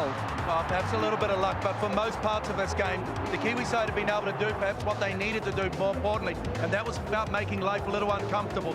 But Australia's shown that when given the opportunity, they'll make every opportunity that comes their way, they're able to convert it to points. This one taking the short side and getting the result. Cameron Smith being afforded just a little bit too much space. Lockyer just denied. Darren Lockyer denied in the 20th minute. Then on the back of a number of repeat sets of 6, the Kiwis do score. They had to score at this moment. Jeremy Smith, the first scorer, a nice little short run, and as you can see, the reaction from the Kiwi coaching bench, one of satisfaction. Then a weird moment. Benji Marshall going to line, stripped, play on, try. Well, the key to this one is about playing to the whistle, and they did exactly that, and able to get themselves back in the game. Jerome Roparty on the back, but Thurston, he's been in check for most parts, been under control. But when they start to get a little bit more excitable, start to see a little bit ball movement, the second phase play, the back rowers particularly having the ability to provide ideal links to the outside men or being able to take it back in on the inside. Watmo, his involvement in that was big. And the psychological advantage of scoring just before half-time will certainly favour the Kangaroos going to this half. Jonathan Thurston out of sorts. Twice the Kangaroos have been caught on 5. Touched on it. It's about making them feel uncomfortable, and that's about harassing, getting in their face, and they've done exactly that with Thurston and even Lockyer to a certain degree. The other player that perhaps they haven't controlled as well as they should have, that's Cameron Smith. Getting out of the acting half, being able to get them on the front foot, plenty of momentum, that's when they start to look a little dangerous. He's the catalyst for so much. One player that's a little bit scary is Greg Inglis. Is certainly, every time he touches the ball, he looks dangerous, but as does Billy Slater. Billy Slater on his kick returns, they haven't really pushed Billy Slater around and up. He's dangerous, and if you've noticed, I think on 2-3 occasions on that first kick return, Pete, he's offloaded. For most parts, they've controlled Billy up the back, and Billy's one of those sort of players. He works so hard to make things happen. He's quite able to get out wide to be able to pick it up on the back end of a movement, but also equally as competent coming in, forcing his way in around the ruck. On this occasion, providing a good link and finding Folau. Folau, every time he goes to the air, the nice little battle going on between him and Manu Vasave there on the left-hand edge, both proving to be quite outstanding in the air. Kiwis are muscling up though on D, and they've had to because they've been under swathes of attack from the Australians. Watch Bronson Harrison come off the field. He's probably played about all 40 minutes. He looks absolutely buggered, but they have really done the work. Particularly, I think, I'll come back to it, I think they've done the job on Thurston. They've done the work defensively for most. Again, I keep using this phrase for most parts because they keep copping off. It's about coming in for the second 40. They're going to be able to stay. They need to stay in the game for 40 minutes. We've seen episodes where they've been able to put numbers in, but their accuracy, that's when the offload starts to come. That's when you know perhaps their defensive game is not as good as they want it to be, but they have showed moments. Rapira, he got involved. Steve Rapira, or Sam Rapira, reminds me so much, and we talk about 83 and 87 the last 2 times we saw him here at the stadium, while back in 87 as a Ross Taylor. Rapira, he reminds me of him. Are the Kiwis in this one? How close? I mean, I know it's only 4 points, but you get the impression that every time the Australians touch the ball, they're on the back foot and they're really having to struggle to stay in this one. Being in this game was about the first quarter, while when you come to half-time, there's still perhaps a margin that is not too much out of their reach. They're well and truly in this game. They've got a huge amount of confidence when you look at the scoreline. They need to arrest the problems that were in there. At the halftime, they needed that right now. But know that when you come to the beginning of the second 40, the Kangaroos are going to come out with a little bit more. It starts all over again. You might have to suggest Benji Marshall's going to have to step it up again. He's gone to the line a lot more than we've seen him. Kicked out on the, didn't kick out on the full. Gone to the line a number of times. Ball security is a worry, though. I'll go with that. Well, what's noticeable for me is perhaps the absence of Steve Price and the Kangaroos perhaps not getting that directness that they would have got out of Price, and it's allowing players to be able to find a movement. Benji, while we've been waiting it throughout the whole tournament, you know he's got the touch. He just needs to put it all together, and something special could very well come on the back of it. Anything's possible out of Benji, but he needs to be able to find it. He needs to deliver it. He's got 40 minutes. Half-time in the 13th Rugby League World Cup final. It's the Kiwis trailing by 4, 16 points to 12. Inside the Kiwi dressing room, there's another great 40 minutes of international footy coming your way. Stay with us live on Sky Sport.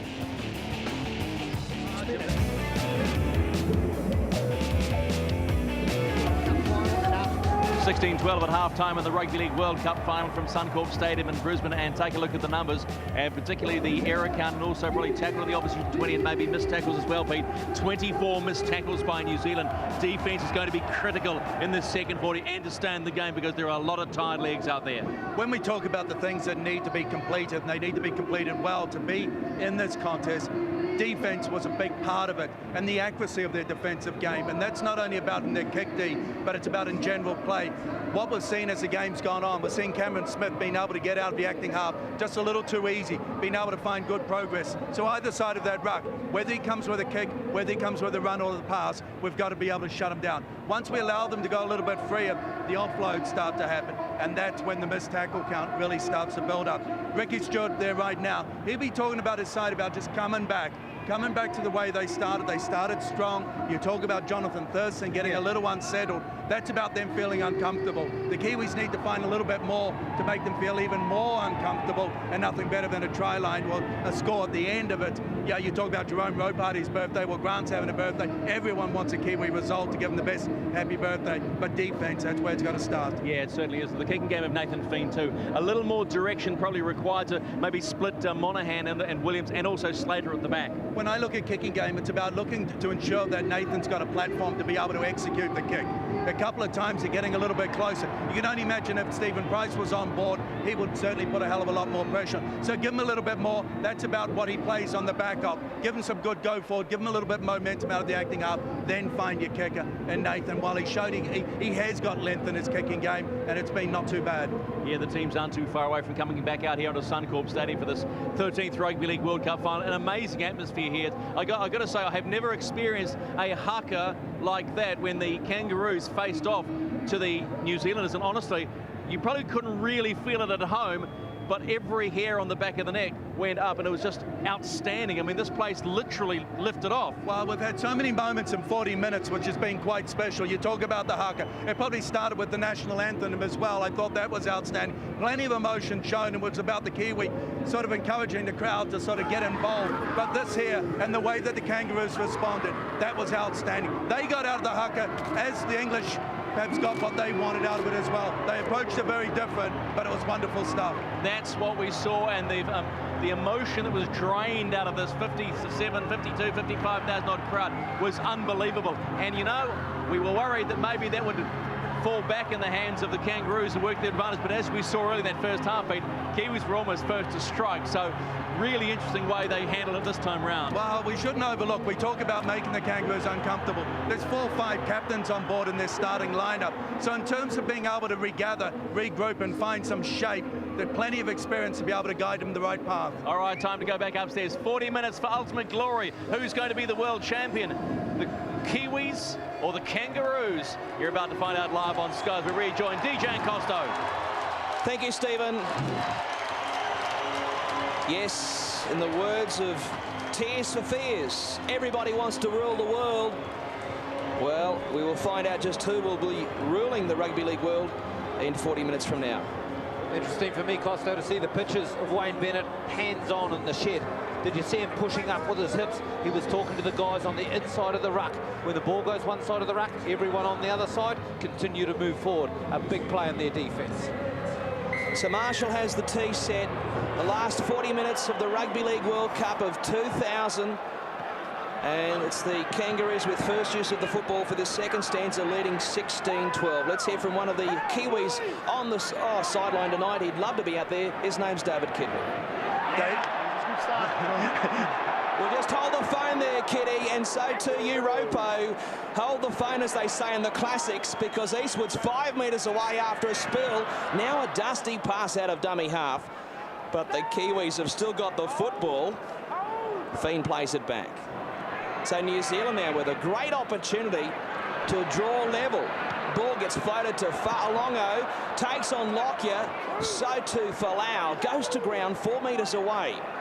They'll swing it back the open side. O'Hare at first receiver, now to Marshall. There's that characteristic stepping and weaving. Light on his feet, isn't he? 10 metres away. Kalis, Feen, Rapira, chopped down by Thurston. Vital tackle it was. 5 metres away. They come back the left side with Feen, and now to Marshall. Ohio chiming in. Cut out ball. Great ball. Is it a money ball? Vartuve had nowhere to go. A valiant attempt to score, but I reckon he couldn't get there. Great tackle by Williams. They've wanted to do this. Put Manu one-on-one with the new man in the test team, or in this arena, should I say, in Williams. I don't think he got there. Well, he wasn't entitled to get there, but geez, he's closer than I thought. A lot closer. That left foot is in the field of play, but I reckon his knee's gone out just before maybe he's got it down. Valiant effort.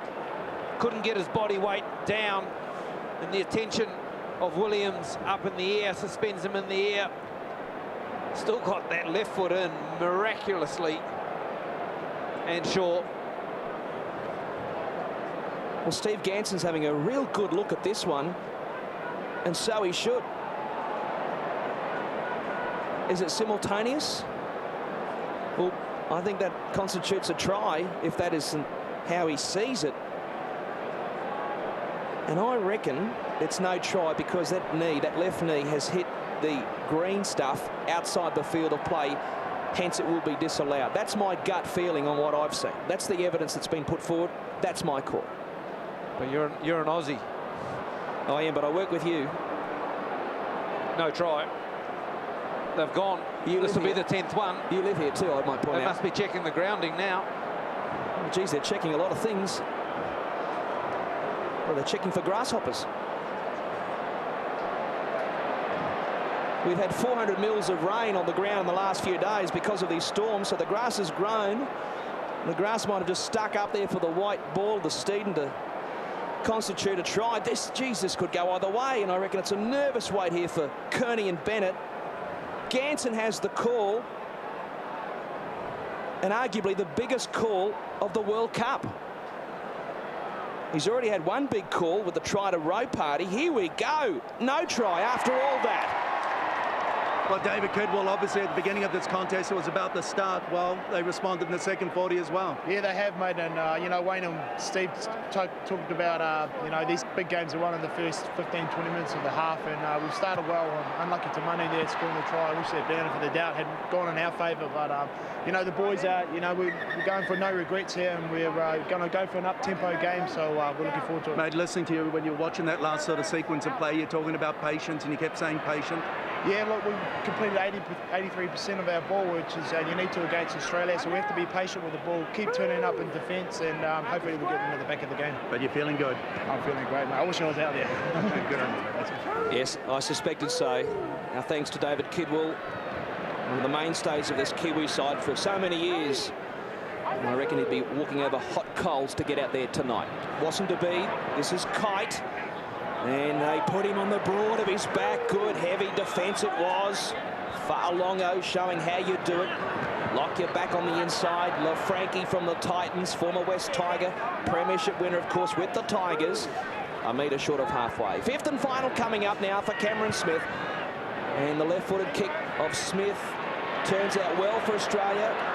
Vartuve, I'm not sure if he had to play at the football there. He'd like to have that all over again. He tries to barge through them, bust through them. He got back into the field of play, but geez, I think he would like to have it all over again. He didn't need to play at that. Could have let it bounce again. Had too much rotation on it. Would have gone dead. Ropati plays it on the 10. Their chance to work it out. Parrott makes good yards, as always.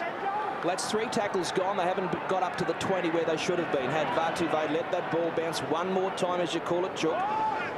This is Eastwood now. Just short of the 30. No change to the half-time score. They float it across to Mannering. Mannering takes them on, running at Inglis and getting some support Inglis from Thurston on the halfway line or thereabouts. And now they get the kick away off the boot of Fiend. He's really come to the party tonight in that respect. This is Slater with a little bit of a drop at the back, but it was a knock back. Fair enough. Good call, the right call, and they put him to ground. Nice play to go down the right-hand side on a blind side to Mannering. Gave them good yards on their last play as Monahan brings it back. A little fumble from Slater. Has he got a couple of nerves pumping through there? Fiend, end-on-end kicking. 3 gone, second stanza. This is Williams, just his second test match, and they test him out. He's lost the ball. He fails the test, at least on this occasion. Eastwood stands over him like a mammoth as Isaac Luke gets himself involved as well. Gives the Manly Flyer a pat on the head, says, don't worry about the beard, it's coming back. I'll rough up your feathers. Here it is here, solid hit, good contact. Eastwood, well, the ball ends right up on his shoulder. The damage was done underneath from Luke. Fantastic technique for a little man. If you're a slightly built footballer who plays backyard footy, well, that's how you do it. 5-5 the error count, almost 5 gone. We're in the opening 5 of the second stanza, and this is Hauhai now, who's been put away, 35 metres away. Manu looking to crash and bash his way up field. Can't go too far. He's stopped by Kite, and now Kalis running at Fitzgibbon. 3 plays, but no real momentum, Costo. Looks like he's been winded. The captain, Kalis, slow to his feet, back for Luke, throwing it across to Marshall, back on the inside. This is Eastwood. He takes the tackle. 18 metres away. What have they got on this set? Marshall, Ohio, Rowe Party, and now the last. Feen at first receiver. There's the kick towards the uprights, and it's a clean catch at the back from Thurston, who diffuses the situation. Very clinically, very professionally. The only trouble there was Inglis as well, right over Thurston's back. Kalis, no wonder he was slow getting up, absolutely hammered. They didn't want to go to Perrott out against Monaghan on that far right side as Tupu makes a good charge, an easy 10, 12 metres into New Zealand's defence. And I think when you look for variation in your kicks, you may not want to go to Perrott, but certainly go to certainly a kick to Simon Mannering would certainly find a little bit more of a result. He's got enough height to contest in the air. I think we need to kick up the bum of the touch judges, Rope, after what I've just seen. Pass that seemed to be forward. I think everyone here on either side of the ground was accepting of what was going to happen, but the referee, touch judge, they've all missed it. Fitzgibbon's been taken out as a decoy. Seems to be fair game. Now the last, there's the kick off the boot of Lockyer on the deck. Vartuve with the catch, picks it up cleanly, brings it back to the 20. Well done. They tested him out. They wanted Manu. As Perrott, his wingmate, has come in from the far right-hand side to get that ruck started again and pulled a penalty. This is Fitzgibbon. He finds the shoulder of Manu. It'll slow him up a bit. And it's a tap and go, 5-2 the penalty count of the Kiwis. Marshall really catching them out. Now it comes across this left side to Fa'alongo, and he's captured by Falau. Good play, unorthodox. Blair running at green and gold jumpers. Simona Seaver and LaFranchi involved. This is Luke going to Rapira, takes a buffeting, pops it back. Now Marshall onto Eastwood. He looks for an opening. There's nothing there. He takes the tackle. Good charge, though. 8 metres away. Battle stations here for the Kangaroos. Feen keeps it going. Ohio, cut out ball. And now Perrott on the right wing. Nowhere to go. Takes the tackle. And fair enough. Good stop on that eastern side of the ground from Inglis. The kick charge down. The kick from Feen. Is it 6 to go? You betcha. This is Ohio. And he does not panic. Goes straight into the Thurston with the Maori speed bump. Straight over top of him for a little guy. This is Blair, a dummy, no one's fool. He'll be wrapped up here. Kite working overtime in defence with the help of Tupou. He's lost the ball. Oh, he got a helping hand. Chance to have a shot at goal to come within 2 points or keep the pressure on. Chance to square the ledger, maybe hit the front. It's a tap and go. Here's Rapira, 6-2 the count. Ricky Stewart, he'd be blowing up deluxe. 2 metres away. Luke goes to Feen. Head down, bum up from Feen. And the Warrior will rise to play the football, not far away. Ohio should score, goes for the line, got it down. Lance Ohio has stepped up to the plate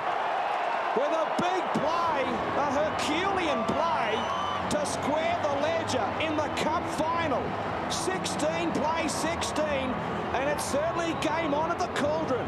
Unorthodox attack, exactly what you're after. Little men close to the line within the 5. They attack Lock here. Sivanasiva comes across and Slater again can't tidy up. Boy, oh boy, if you've got little men with footwork close to the line, hunting and weaving, they're hard to handle. Great play. They got the penalty right down the other end with Perrott. They took a tap, would you believe? Up they came. Another penalty with a hand on the ball. And nothing structured about that. Just little men on big guys. Ohio the try, so it's 3 tries apiece now. Kiwis with a chance now to take the lead for the 2nd time tonight. How about the blood running through Isaac Luke's body, kicking in a World Cup final? How cool, how calm. His action will be a little bit quicker. Needs to feed it out to the right to compensate for that as it will pull left. Great competitor, great hairstyle, and a great kick at goal. And the Kiwis regain the ascendancy here in Brisbane. New Zealand 18, Australia 16 after 51. DJ, you talk about being unorthodox. This is what these guys do every week throughout the regular season. Lance Ohio, he leads, I think he's 2nd in the tackle break and line breaks for the New Zealand Warriors. He does it every week. You go back to Benji's run. How many times have we seen him do that for the Tigers as well? Lockyer sends us into the next passage of play. Catch from the man who scored the try, Ohio, and he will take the tackle here. And we have less than half an hour to go in Rugby League's international showpiece. The World Cup final coming your way live from the River City, the Queensland capital of Brisbane. And what a game we've got. A lot of pundits expecting the Aussies to blow the Kiwis off the park. Well, so much for that theory. Perrott plays it back. They miss out Eastwood. They keep it going out wide. And Sikamano looks to bust them now. A couple of metres short, crawling towards the halfway line. They get a roll on, don't they? This is Mannering now.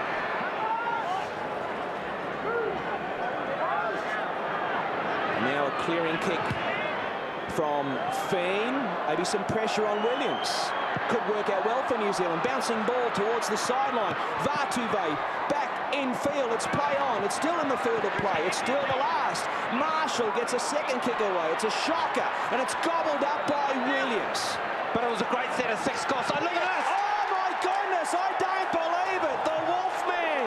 Someone needs to send him to the cave because he's had a shocker. He looks dazed. He looks, well, in Disneyland. But the Kiwis will get the football back after that. A brilliant set of 6. They started that off their own goal line, and this is the end of it. Williams, he'll charge it back at Benji. They suspend him, Manu does, and take him over in goal. He lands awkwardly and whacks his melon on the ground. He'll be seeing some stars. Well, you've also just had your first insight to where the Wolfman meets the Beast as well. And we all know who came off on that one. Now's an interesting time for the Kangaroos. Here's a football side that carry this burden of expectation of being world champions. How will they respond? Marshall to row party. Chance to build pressure here. Take out some of the fuel in the fuel tanks of the Australians. Blair. Opportunity maybe to pop it, but safety first football from Blair. And we'll play it back on the 30. Luke to Eastwood. On the 20. Luke goes to Feen. Now to Ohio. Mannering's got the Steeden. He cuts back in field. Thurston downstairs. Tupou up the top. Now with Feen. A dummy. Back on the inside. Rapira beats one. Pops the ball out. It was a low percentage play, it must be said, and Greg Inglis has got it all under control for the Kangaroos. Straight to the arms of Inglis. And now Australia feel the heat of some defence as well. Good work. Eastwood right over the top. Rapira has had a whale of a game. This will hurt. A penalty.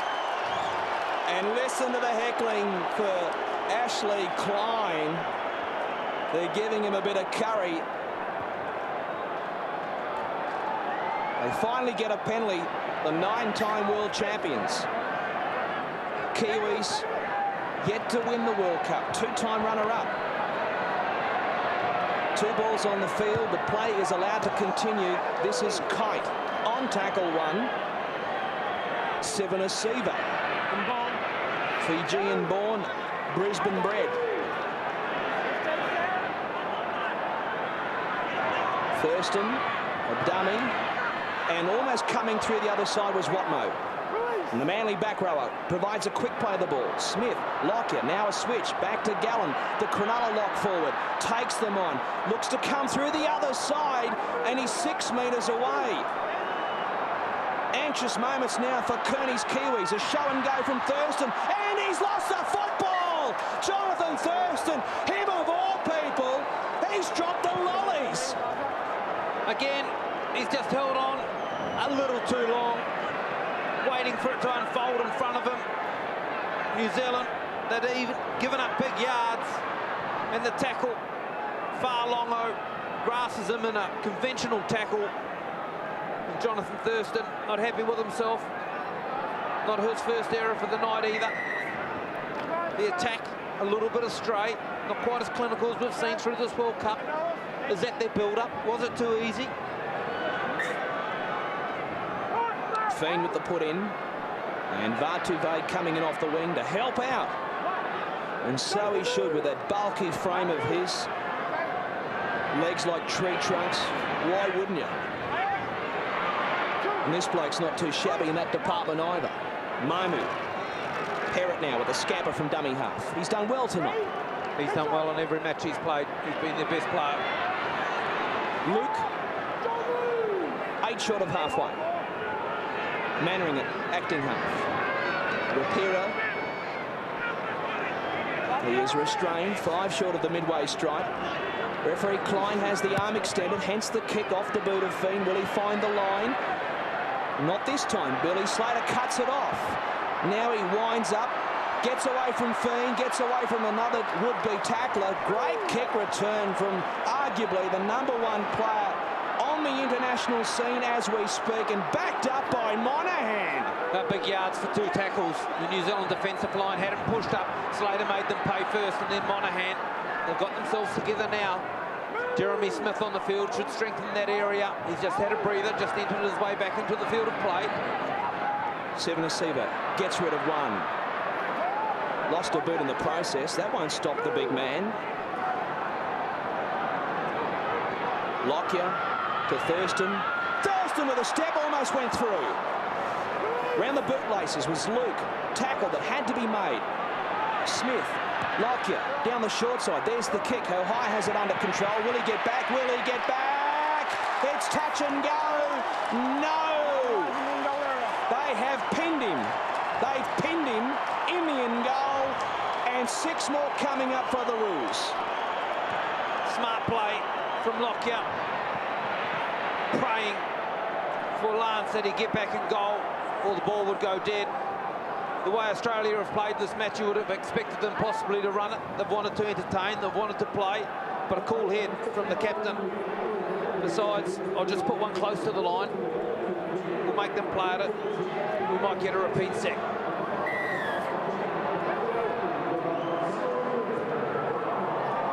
Restart coming up off the boot of Benji Marshall, the former Gold Coast schoolboy. Taken on the full by Monahan. And Kite, a man who was called upon by Ricky Stewart to fill the void left by Warriors captain Stephen Price. Watmo always seems to be full of running, doesn't he? Important change here for New Zealand coming up as Luluwai's walking the sideline. Hasn't been used since the start of the match. Smith, Thurston to Lockyer, they're set, and here's Stewart pouring through a hole, squeezing the pass, and Folau, has he got the ball down? He's gone so close, they'll have to check the tape. Bodies everywhere, but Folau may well have put the Kangaroos back in front in what is turning out to be a seesawing affair. Body language of Lockyer and Slater would suggest no. They haven't gone straight back. They've gone back to their positions. It was a marvellous run out wide. And then the pickup as well from Folau. Not a lot of opportunity. That was the pickup. Lance O'Hire, does he suspend some sort of weight underneath his knees in that position? He does. He does. Great work. Pat on the head. He says, yes, I know. Look at that. He's actually jumped in the air to get his knees underneath. The repeat set of 6. New Zealand stretched. Ruben Wiki in the blue shirt there. He says, no way, boys. I'm sure that'll carry a lot of weight with the man upstairs. But it does look to be a fait accompli, does it not? Steve Ganson, well, he's earned his paycheck tonight. I'll give him that. I tell you what the New Zealanders have done there is they've earned themselves a breather as we get confirmation. They needed a breather too. So Folau will be instructed to play the football back here. 10 metres, the obligatory 10 metres off the goal line after being held up. In a tangle of bodies. Cameron Smith to first and now to Kite. Backing into the defence. Smith is there to shut him down and Blair over the top, make sure of it. Getting help from Kalis, 12 metres away. Thurston, the Cowboys captain, to Lockyer. There's the kick. Oh, beautifully read. Great read it was from Perrott, but he's in reverse. He's in reverse. He's trapped. No, he's not. He's out of jail. He got the key. He gets a penalty, and the Kangaroos can't believe it. They're going off. Gallen. Smith. He must have called Hill. Picked up so well. Wow, fortuitous, I will say. And Thomas Luluway comes into the game. Well, you talk about doing your homework. Well, the coaching staff, there's a big tick. 2 occasions, we saw the pet play. It came on the right-hand side. When you get 2 together, Thurston and Lockyer, plenty of decoys. Well, if you've done your homework, you know what they're going to play, and you're there to meet them. And they did exactly that. Isaac Luke just walking past and a big smile. He's got a haircut to go with the game that needs to play big as well. Coming up to the 1 hour mark of the World Cup final of 2008. And what a game it's been. No sign of that forecasted storm that was perhaps going to bear down on Brisbane tonight in what has been a terrible week for the people of southeast Queensland. Only storm on the field of the ones from this storm. 7 out of 12 for the Aussies. Just 3 left for Stephen Kearney. Kalis, that's a fair run. He offloads too. His best run of the tournament with an offload. Smith was supporting him. There's Marshall providing the kick. And Slater, his confidence is sky high. Oh, he's had a brain explosion. And Benji Marshall, Benji boy has pounced. He can't believe it. Christmas is still 5 weeks away, but he thinks Santa Claus is here at the cauldron. It's the Kiwis at 22-16. I can't believe what I have just seen.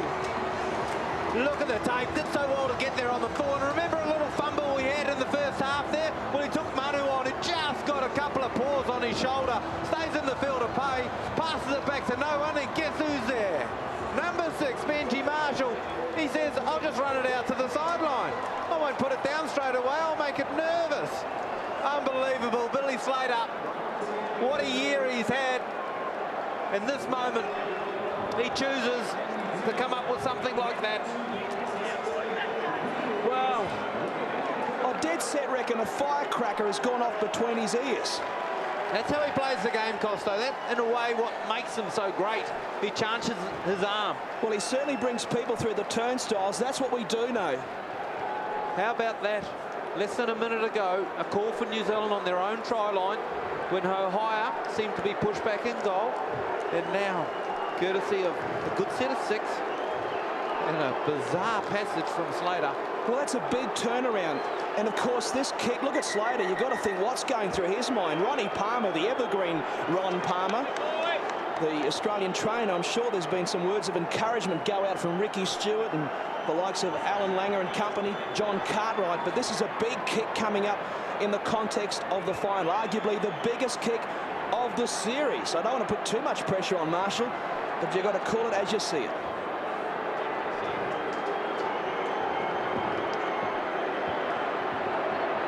They lead by 6, and it will stay at 6. 22-16 after a shot try to Marshall. And didn't we see this last week up against England in the dying minutes of the game when Benji Marshall again in perhaps a fortunate position to be able to seize an opportunity, and he ended the game with the result. He got the 4-pointer, and again today. That's a horror movie for Slater and the Kangaroos. 62 gone and a bit. And New Zealand, with their tails up, they've kept the Australians scoreless in the opening 22 minutes of the second period. This is Blair. Grimacing. He wants a quick play the ball. Klein will not oblige. And now Luluwai will go for a dart from dummy half. Kalis again doing the heavy lifting. Crowd groaning, not impressed. On the last, Feen got the kick away. And Slater, you can bet he'll steer clear of the sideline. You betcha. He comes towards the midway stage of the park. He went straight towards one of those big signs across the ground. He wasn't going nowhere near that sideline. Well, now the composure of this Australian team. Many have called it the greatest assembled to date as Sivanasiva hits it by. This is where Lockyer needs to step up. Thurston hasn't had a match that he'll be proud of, but Lockyer is going to take control. The Australians on an 8-game Trans-Tasman winning streak. Will it come to a halt tonight? Here's Thurston back on the inside. Watmo. He's lost the ball. It's been ripped out. Ripped out is the call. Luluwai is far from impressed. Good tackle from Kalis down below.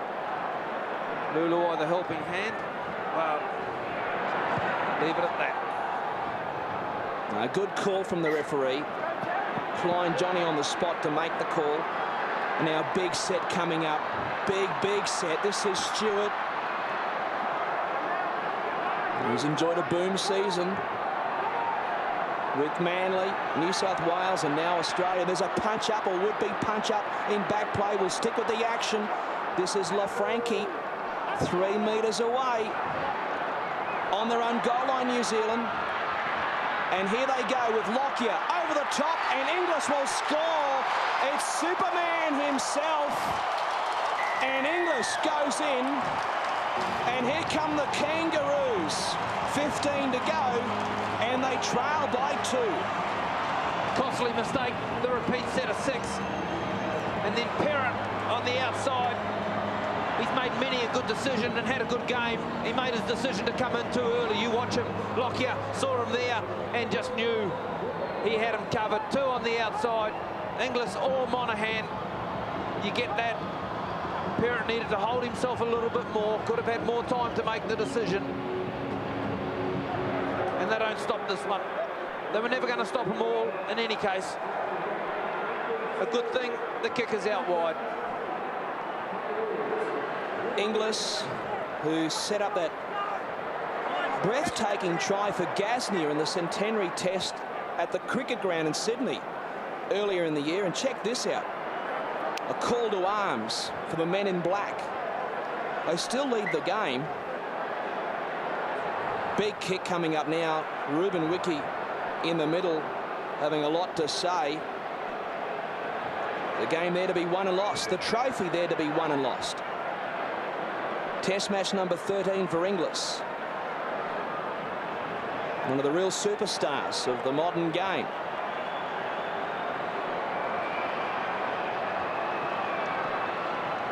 And Jonathan Thurston, if you wanted to put the kettle on, now's the time. Get that billy going. Bundaberg rum getting plenty of coverage tonight, thanks to Thurston. The clock is ticking away. Now it's been stopped. We can confirm that, but it took some time, did it not? He will be loving this, Jonathan Thurston.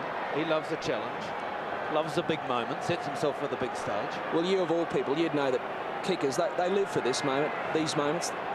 They live for it. Will we get a banana bender? One of only a select band of players to chalk up 50 points in a Rugby League World Cup. He's got 50 for this series.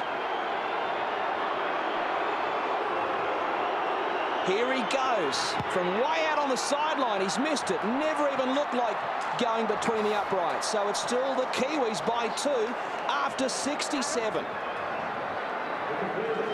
The Kiwi defence side, they knew this play. They were able to withstand it coming down the right-hand flank through Folau while they went back to the left-hand side. Whenever you get a back row, in this case it was LaFranchi, sets it up, Thurston and Lockyer come together, you've got to be able to make the right decisions. Back underway off the boot of Marshall. 4 tries apiece. Goal kicking has proved the difference thus far, and my goodness, buckle up.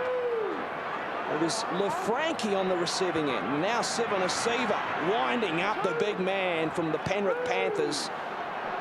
Well accustomed to Suncorp from his days with the Broncos. And Gallen, he loves the rough stuff. A rough and tumble player from way back. Easy yards, but no penalties. Stewart beats 1, but that's it. 2 changes left for Kearney. 4 for Stewart. Sivanasiva again putting his hand up at the back end of the match. Great tackle from Luluwai there. Little guy on big guy, stopped him in his tracks. Luluwai, they couldn't stop the kick. And it's Hohaya who'll be picked off. Watmo getting down there. Good chase, leading the kick chase. Had a mongrel of a bounce too. Lance picked it up well. Perrott can't make too many yards this time, courtesy of Thurston. This is certainly a different Kiwi side to what we saw on that opening weekend. The Suncorp surface taking a pounding, and this is not going to help the Australian cause. Contentious decision from Ashley Klein. He might need a police escort, Ropo, to get out of Suncorp tonight. Well, it was a timely penalty as well, because you sense that the Kangaroos were looking to lift the tempo, lift the pace. So their line speed was going a little bit overboard, a little on top, while Klein, he had other plans.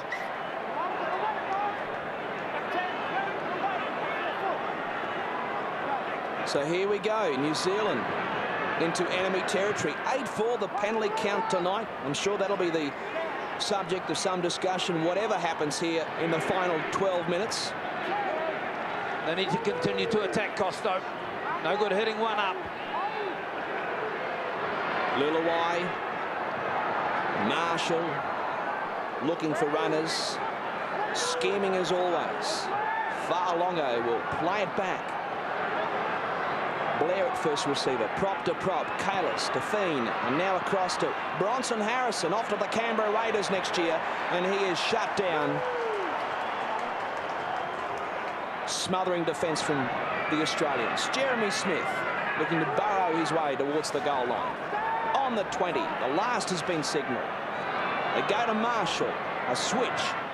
Fiend, now a kick, a chase from Hohaya, a bouncing ball. Hohaya's been taken out. Slater's got the football. Surely we're going to have some drama here.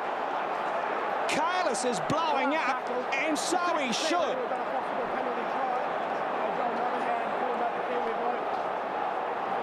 I'm telling you, Monahan, who's missed the ball, has taken Hohaya out. Loves getting himself involved as our Lance Hohaya.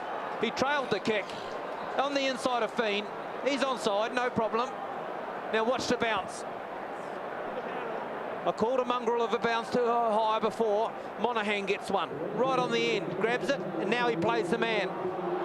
Well, there's no guarantee he would have got there to get his hands on the football, but he's certainly been taken out. I don't think it's going to be a penalty try from Steve Ganson, but it will be more ammunition for the Kiwis and more pressure on the Kangaroos. Could even be a professional foul and 10 in the bin. Costo, all I know is you've got a ball that's over the line. all you've got is Lanto high in frame. There's the ball. It's a metre in front of him. And you tell me, no try? I'm telling you that Slater's there, and you can't be sure it would have been a try. Slater was in the frame. I'll give you that. It's a blatant mistake. He'll get 10 for sure. It won't be a penalty try, and I reckon, though, you're right, Chook. Monahan's going to go to the sideline here. He will not be on the field after this. Boy, oh boy.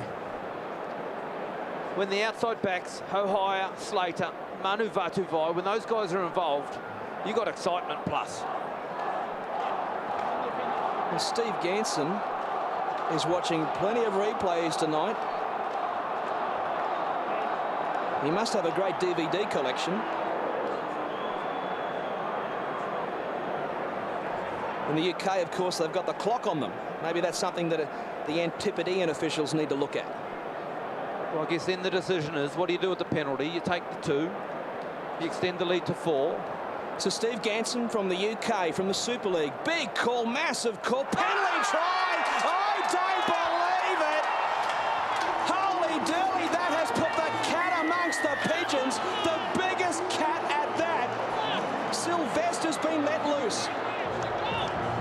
Let me tell you, the big thing about this penalty try is the kickers from in front. That makes it 8. Unbelievable. Didn't think it would go that way. As you people at home in New Zealand wouldn't as well. But they will be up by 8 with 10 to go. The big play in there is you got someone called Steve Ganson in the video ref. You got Ashley Klein. So you got 2 Northern Hemisphere people involved. Anything is likely to happen. Oh, we're going to hear more about this. I'm not sure where the video referee is. They had a lot of security here at the ground tonight. I thought APEC was on. They may well need them at full time. Straightforward kick, as you call it, Chook. And Marshall has added the extras. I can confirm that Monahan is still on the ground. The penalty try's been given. It's 28-20. Guys, I've got Bennett and Kearney about 2 boxes down from us, and they're screaming messages into the walkie-talkie. Unbelievable. And the big play here came from the switch by Benji Marshall to go back to the short side, and then Nathan to play the right call. Shallow restart, clean catch from Vatuvei. Inglis, or rather Folau, I beg your pardon, was looking for it. Maybe he got checked. Chook, you seem to think so as well. They didn't tidy up a short kick-off last week against England, so they would have been practicing it for sure.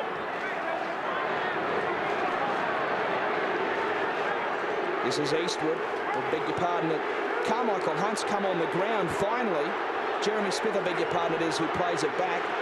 Just sort of taken aback by the arrival of Carmichael Hunt. I was going to ask the question, where's he been? Catching a cold. 8.5 to go. He's into the battle. One heck of a battle at that. This is Blair. You can feel the Kiwis with at least a couple of fingers on the trophy at the very least. Now, Fiend going to the heavens. This will bring down Hale. Ball's been jolted free.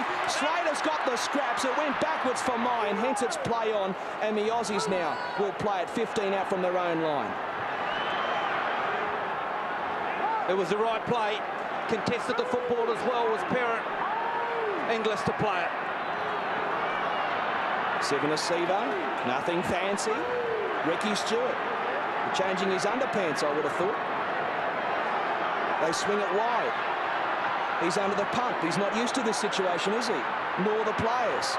Folau, Slater, Thurston. Here we go. Thurston pins the ears back, looks to go through, has been angle tapped, and has lost the football. Unbelievable. Jeremy Smith is the man. He scored a try, the opening try for New Zealand under the post, and then comes up with a marvellous lunge at Jonathan Thurston. Slater into it, the dummy, the show, and watch Smith. He just dives out and just gets him. From there, he knocks on. Thing is Desperation. knocked on as he hit the deck. Maybe the touch judge on that eastern side of the ground had a better look at it. Stephen Kearney talks a lot about the little plays becomes big plays. Well, there's a Storm performance there in Jeremy Smith. A nice little touch While you think now for the Kangaroos aside, their psyche is very different. We heard from David Kidwell at halftime about the Kiwis. It's about patience. They can afford to be patient with 8 to go, not to clock off, but to be patient. The Kangaroos, on the other hand, they're seeing something that many expected for them to pick up at the end of the 80-minute mark, starting to slip away. Their mindset, very, very different.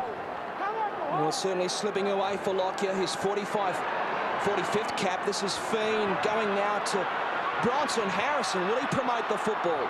Will be put away by Monahan in English. Did he lose the footy? Yes, he did. A little knock on. They all count. He throws the football away in disgust. Tit for tat.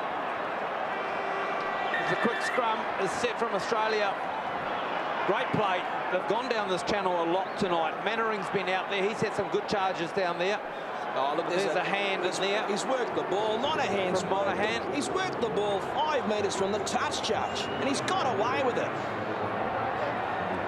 They haven't had too many calls, I'll say that, Australia. New Zealand have had plenty. Have they what?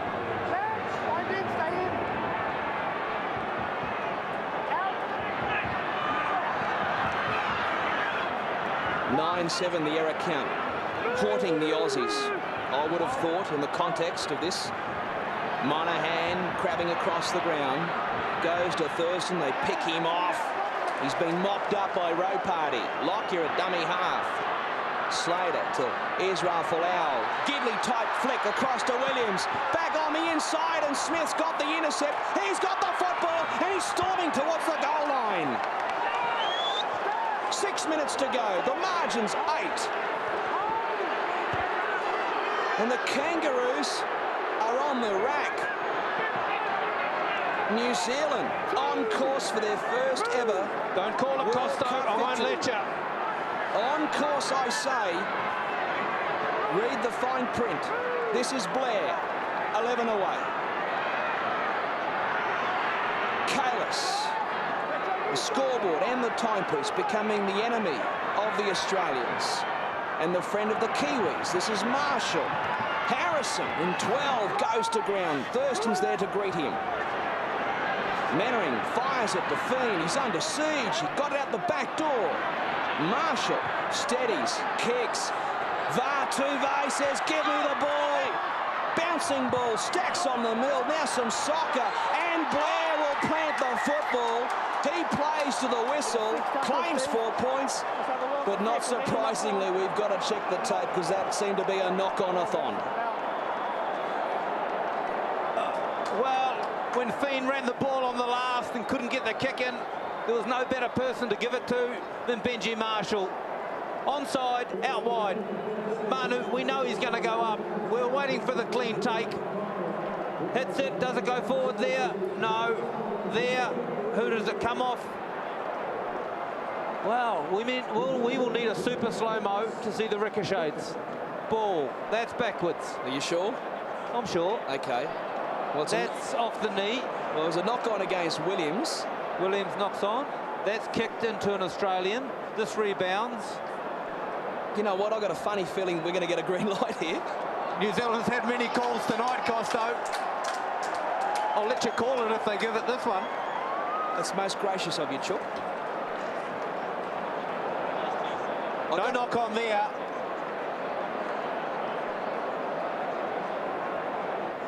Well, David Farlongo was in a position to knock on, but I reckon he has not knocked on. How he didn't knock on's beyond me. A clean air swing. What about the nonchalant pickup of Adam Blair? He's dead set had Tarzan's grip in that right mitt. I reckon they've applied it just a couple of minutes ago, judging from that pickup. Asking for that shot suggests that they want to go back to the ball going knocked on from Manu. This is a pinball machine.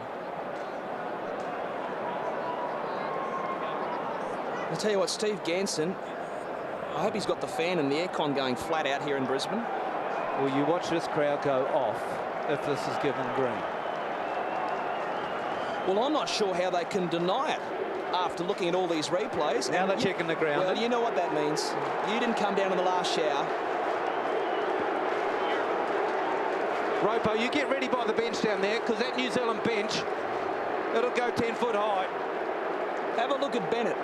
Have a look at Bennett. And Kearney, he just can't bear to look at this. He's probably said to Wayne Bennett, you just let me know what the call is, if the crowd doesn't. Here we go. It is a try. The rugby league world is being turned on its head in this World Cup final. It's the Kiwis now in the box seat at 32-20. And I will call it. They've got one hand, one big hand, maybe another finger or two on the trophy. Come on, Peter, I'm out of breath. The kick was great. Up he went, Manu. I'm going to give you something here. Speaking to the Kiwi team manager prior to kickoff, he tried to register on a seat home on an Air New Zealand flight tomorrow the name T. Rofi, but they wouldn't allow him to do it. So I think they're just going to sneak it in their bag. Well done. On your way. Oh, yes, Benny boy. You can get excited. Maybe he'll sign my book for me now. Well, there'll be another one coming out after this episode. Here's all these people weeks ago, even this week, saying the trophy should have been engraved a month ago. Marshall has got it.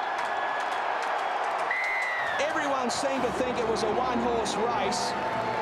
Well, who's laughing now? The Kiwis at 34-20 in front of 50,599. And Ropo, a lot of them can't believe what they are seeing in Brisbane tonight. The Barmy Army, I tell you what, talk about swapping sides.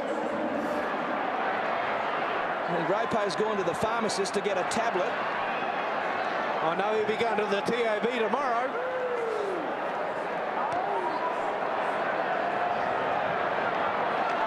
The Kangaroos now on a hiding to nothing. Don't forget the Rugby League World Cup website, www.rlwc08.com. There'll be a lot of fallout to this one. Forget about the fallout from this one. I'm just going to clock off. I need to get down the TAB real quick. I'm going to help T. Rofi get home. Give him my regards. And I'll tell you what, the bench warmers, they must be thinking they're in fairyland here. Just the 3 minutes to go. New Zealand, they'll have a comeback in the cricket tomorrow. They'll score 300, no problem. The way we're feeling out of this match. Oh, you are getting cocky now. You are getting cocky. Here's Williams. Well, this is the longest 2.5 minutes in modern day history for the Kangaroos, excluding that Tri-Nations disaster at Allen Road 3 years ago. And Costa, I know it's only one game, but it is the World Cup final. Ricky Stewart was offered the job for life at the beginning of this game. I wonder if that will still hold. We'll find out, won't we? He failed in front of the press conference yesterday. Maybe he was a bit confident too. Inside the final 2 minutes of the series, and New Zealand ready to collect their first ever Rugby League World Cup. Now some argy-bargy, a bit of frustration from the Kangaroos. This script for them has gone horribly wrong. But what a night, what a joyous night. The parties, well, may they start right now, coming up to midnight. Who's going to turn into a pumpkin tonight? Marvellous in all their wildest dreams. It's Lulawai, Anthony Grone as a player. The start of the World Cup, he was copping it from everywhere. Now he's dishing it out. They're not finished. There's Rue on offer. Maybe we've seen some wonderful games here at this stadium. 83, 87, and this is one of them. Here's Slater still trying at the death. The pass goes across into touch. It's purely academic. It has been for some time. And this is quite mind-blowing. The Kiwis on top of the world for the first time ever. And a crash and burn night for the Kangaroos. They're celebrating early. Just the one scrum to go. 40 seconds. I'm sure Australia too don't really want to see this 40 seconds out. But them the rules. Much maligned. Everyone wondered where it would come from. It's come from a collective effort. A lot of mistakes from Australia. And some guts and determination. Yeah, especially after they were down 10-0 at one stage. And Australia led 16-12 at the break. What a second-half performance it has been from the Kiwis. A commanding second-half display at that. Final 30 seconds. And he's one of us now, if he wasn't previously. Wayne Bennett. Imagine his feelings. A pretty proud Australian as well, Costo. It's a night that New Zealand Rugby League followers will want to continue and not stop. A dream has come true. The unthinkable has happened. And the Kiwis are on top of the world at long last. It's taken 54 years, but they've finally done it here in Brisbane tonight. An historic occasion. 34 points to 20. Amazing scenes. What a night.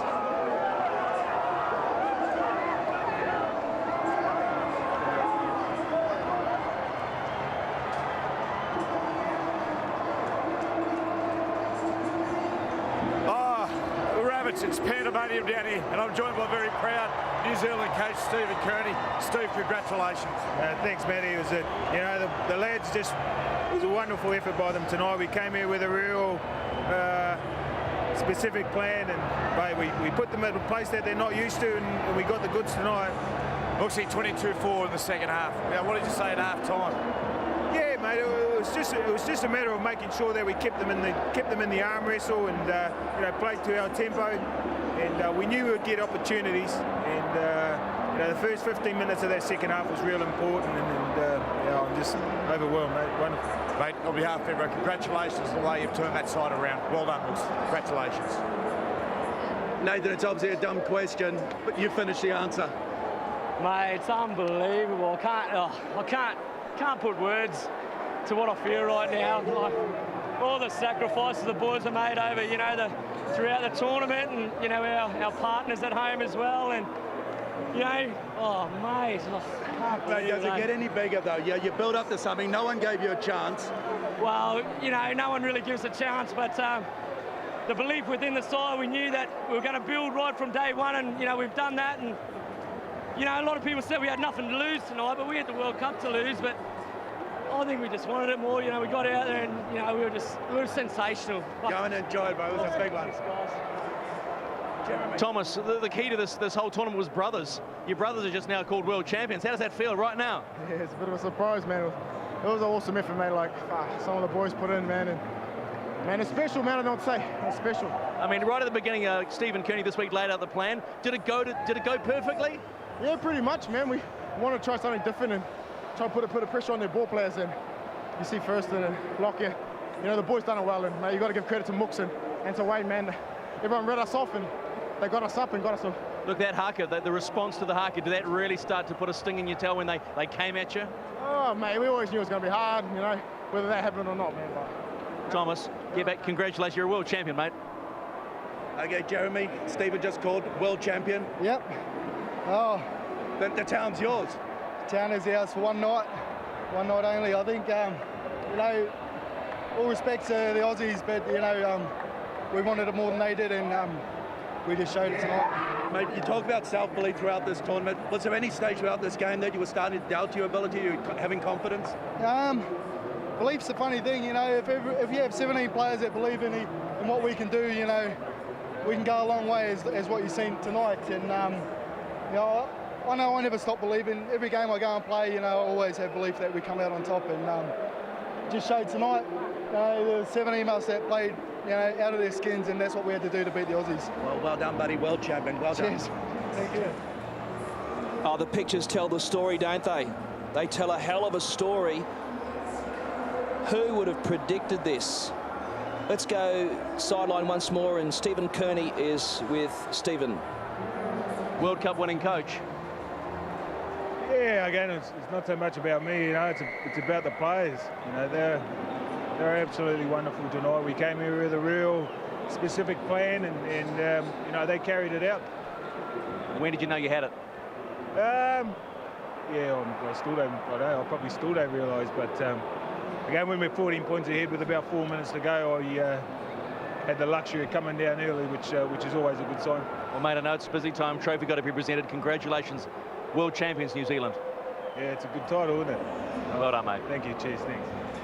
Well, I think the way he's conducted himself in those interviews says it all. It's a surreal feeling for the coach, the fans, the players, on both sides. You see Stephen Price there and what could have been.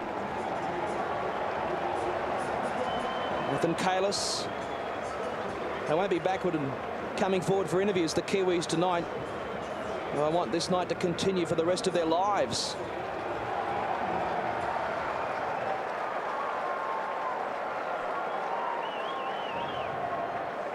The Australians looking shell-shocked, and the Kiwis still pinching themselves.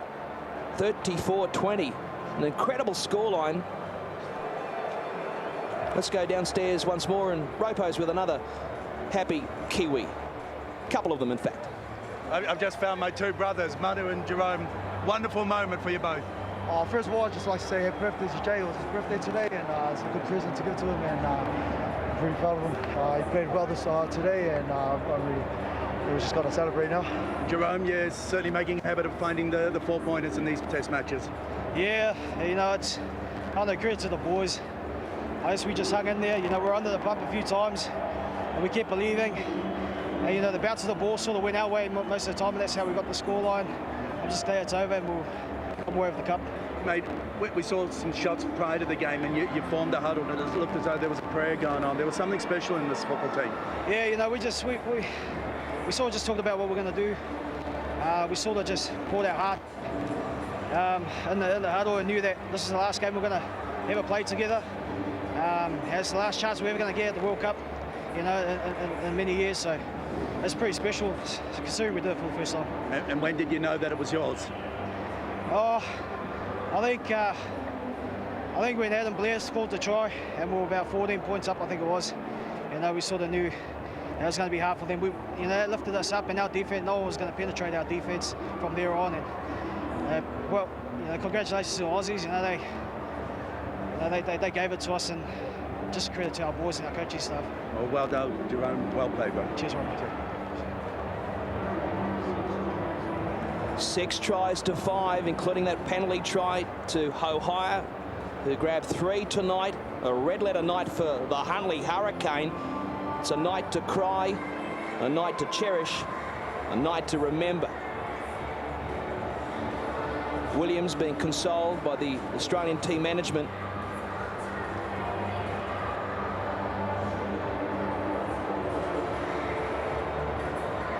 Momentum is a marvellous thing, Costo. It started with the withdrawal of Tate and Price, and it affected the structure of the Australians a little, and then the game seemed to come and go in a flash. And everyone remembers marvellous parts of it, and New Zealand have prevailed. And these storms, of course, forcing the teams to train elsewhere and change their schedule at the last minute. It's been an amazing week here in Brisbane. Well, let's go to Stephen. He's with the great Ruben Wiki, who'll be lapping this up. In Ruben's terms, he said to me on Monday night, you're the OG, the old guy, is that right? I'm the OG, Steve. Mate, I saw you give Stephen Kearney an incredibly emotional hug. Can I ask you what you said to him? I just told him I loved him, and just thank them for getting me involved in this. And it was different, but I really enjoyed it. What does it mean to you? Oh, mate, what a chance, mate. And it's a long time coming since the last World Cup, and then got them in 05 and got me here today, and I took the supporters back home, took my wife and kids. We hope tomorrow, so I'm looking forward to seeing them. Well, mate, it's a new breed rising, some might say, with this Kiwis outfit. They're a young side. Mate, it's either going to be here for a long time, mate, and this blue shirt, I'll keep forever them up. Well, mate, let me just say, I'm sure the carver will be going and going and going. Will they allow that on Air New Zealand on the way back? Oh, I'll have enough in my system to get through. All right, well, as Peter said, you've got to reserve a seat for T. Rofi as well. Well done, mate. You're right, brother.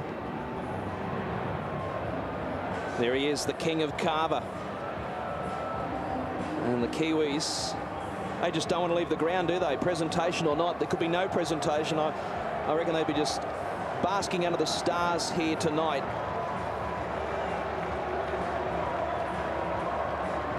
Well, boys, I'll tell you what, surely you're pinching yourselves. I know you thought, well, we're a chance to get the cash here tonight, but you knew that this was going to be some big ask, but they have climbed Mount Everest tonight, the Kiwis.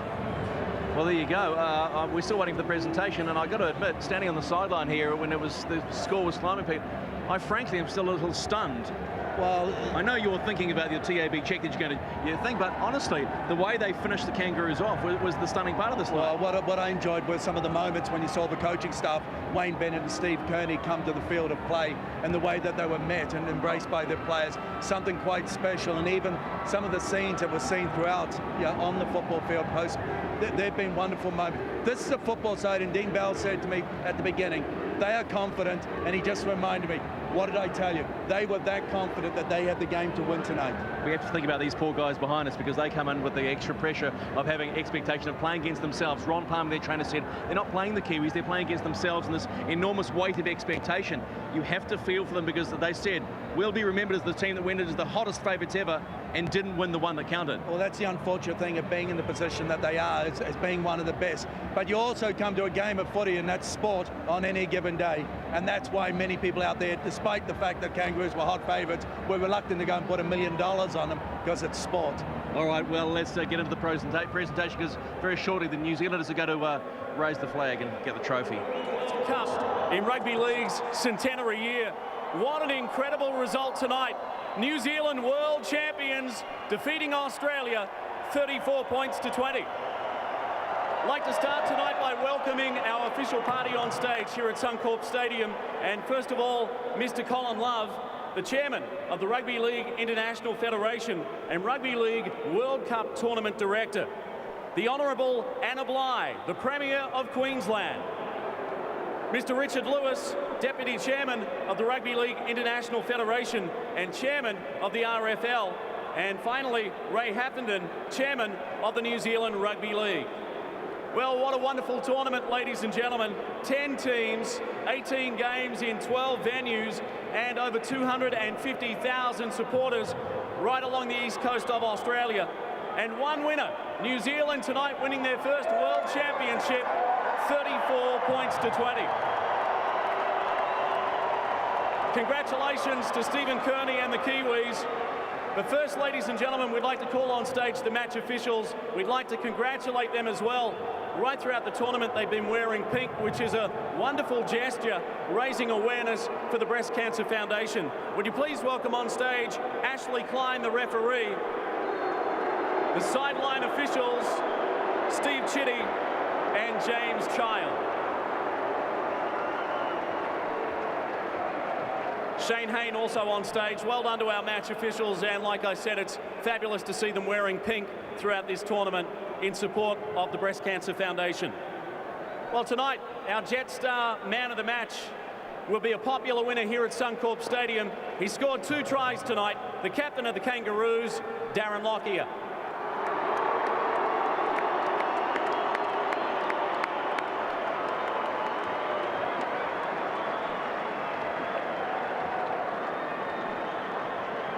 Well, Darren, congratulations, the Jetstar man of the match. The Kangaroos were superb right throughout the tournament, but New Zealand too strong tonight.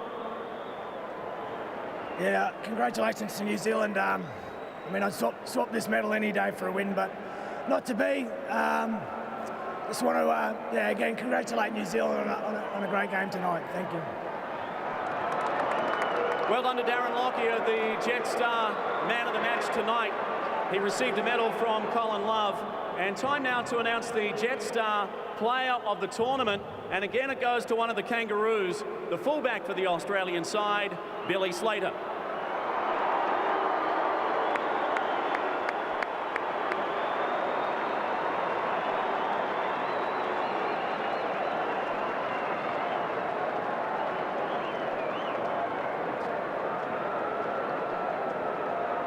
Yeah, just firstly like to congratulate the Kiwis. They've had a great series, and they put in a big effort tonight. I'd like to thank all our boys. It's been a great camp. Sticky and all the coaching staff, you've done a great job this year, and a little bit disappointing now, but we'll move on. But thanks for everyone to turn up too. Thank you. Congratulations to Billy Slater, the Jetstar player of the tournament.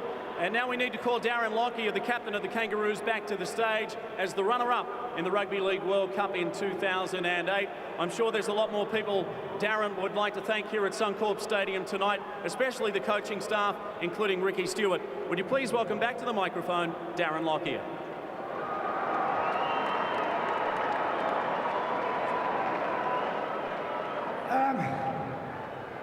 Just want to congratulate all the other countries that competed in the World Cup.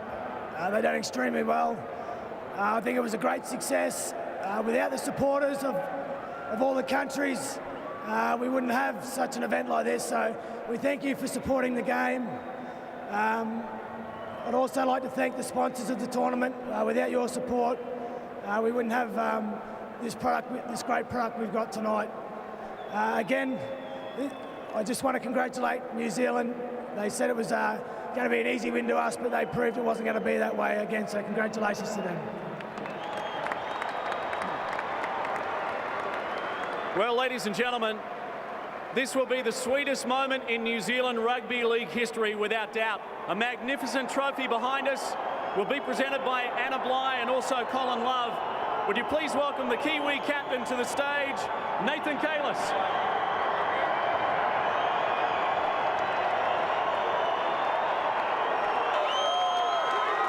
Well, what a night for New Zealand. He's been a part of this side for a decade and tonight played his 38th Test match. Here he is, the captain of the Kiwis, Nathan Kalis.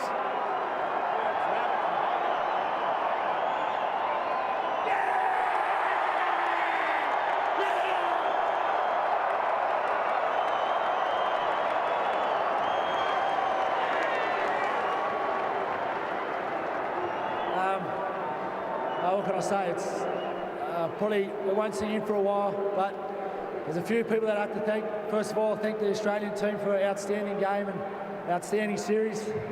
I'd like to thank the fans, our families from New Zealand, all the fans that have come to all the games right throughout the tournament. I copped a lot of criticism, but tonight we showed what a great tournament it was, and hopefully it'll be on again in 4 years. I'd like to thank the English supporters for staying.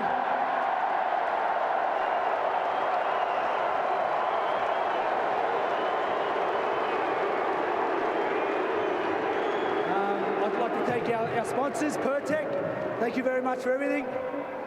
And finally to our boys, all our staff, our coach Steve Kearney, Wayne Bennett. Unbelievable boys, thank you very much.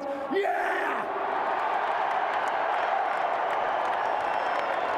Well, Nathan, as winning captain, you receive your medallion and then move across to the celebration stage. That will begin in just a moment. But right now, let's call the Kiwi team on stage from 1 to 24, their entire squad. We'll start with their fullback, ladies and gentlemen, who scored a couple of tries tonight, Lance O'Haya.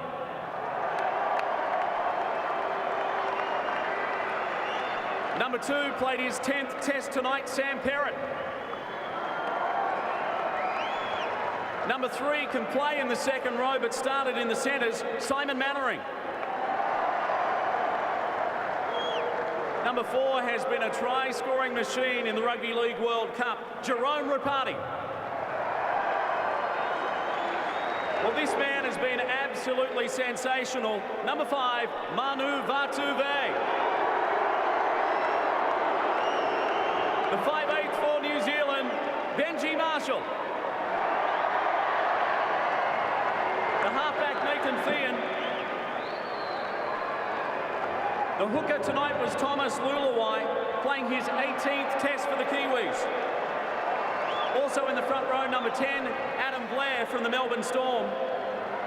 The second rowers, Bronson Harrison and David Falongo, playing his 12th test tonight. And the lock forward who scored a try, Jeremy Smith. The interchange bench for New Zealand, the super sub, Isaac Luke. A man who's off to Leeds to join the Rhinos, Greg Eastwood. One of their brilliant interchange forwards, Sam Rapira, who played his 11th test tonight. And number 17, Sika Manu from the Melbourne Storm, who played his 4th test. Also a member of the Kiwi squad, Dean Hallertau. Krishna Nanu, David Kidwell, Steve Matai, who was injured early in the tournament, Jason Nightingale, Sedamat Assar, and Ivan Tuamavave. And their coach, ladies and gentlemen, receives something very special. Stephen Kearney, the coach of the Kiwis, receives the Waterford Crystal Trophy. What a moment for Stephen Kearney, the coach of the New Zealand side, and on top of the world in 2008 as Rugby League World Cup champions. Well done to Stephen Kearney as he heads toward the celebration stage. Thanks to our official party tonight, New Zealand World Cup champions.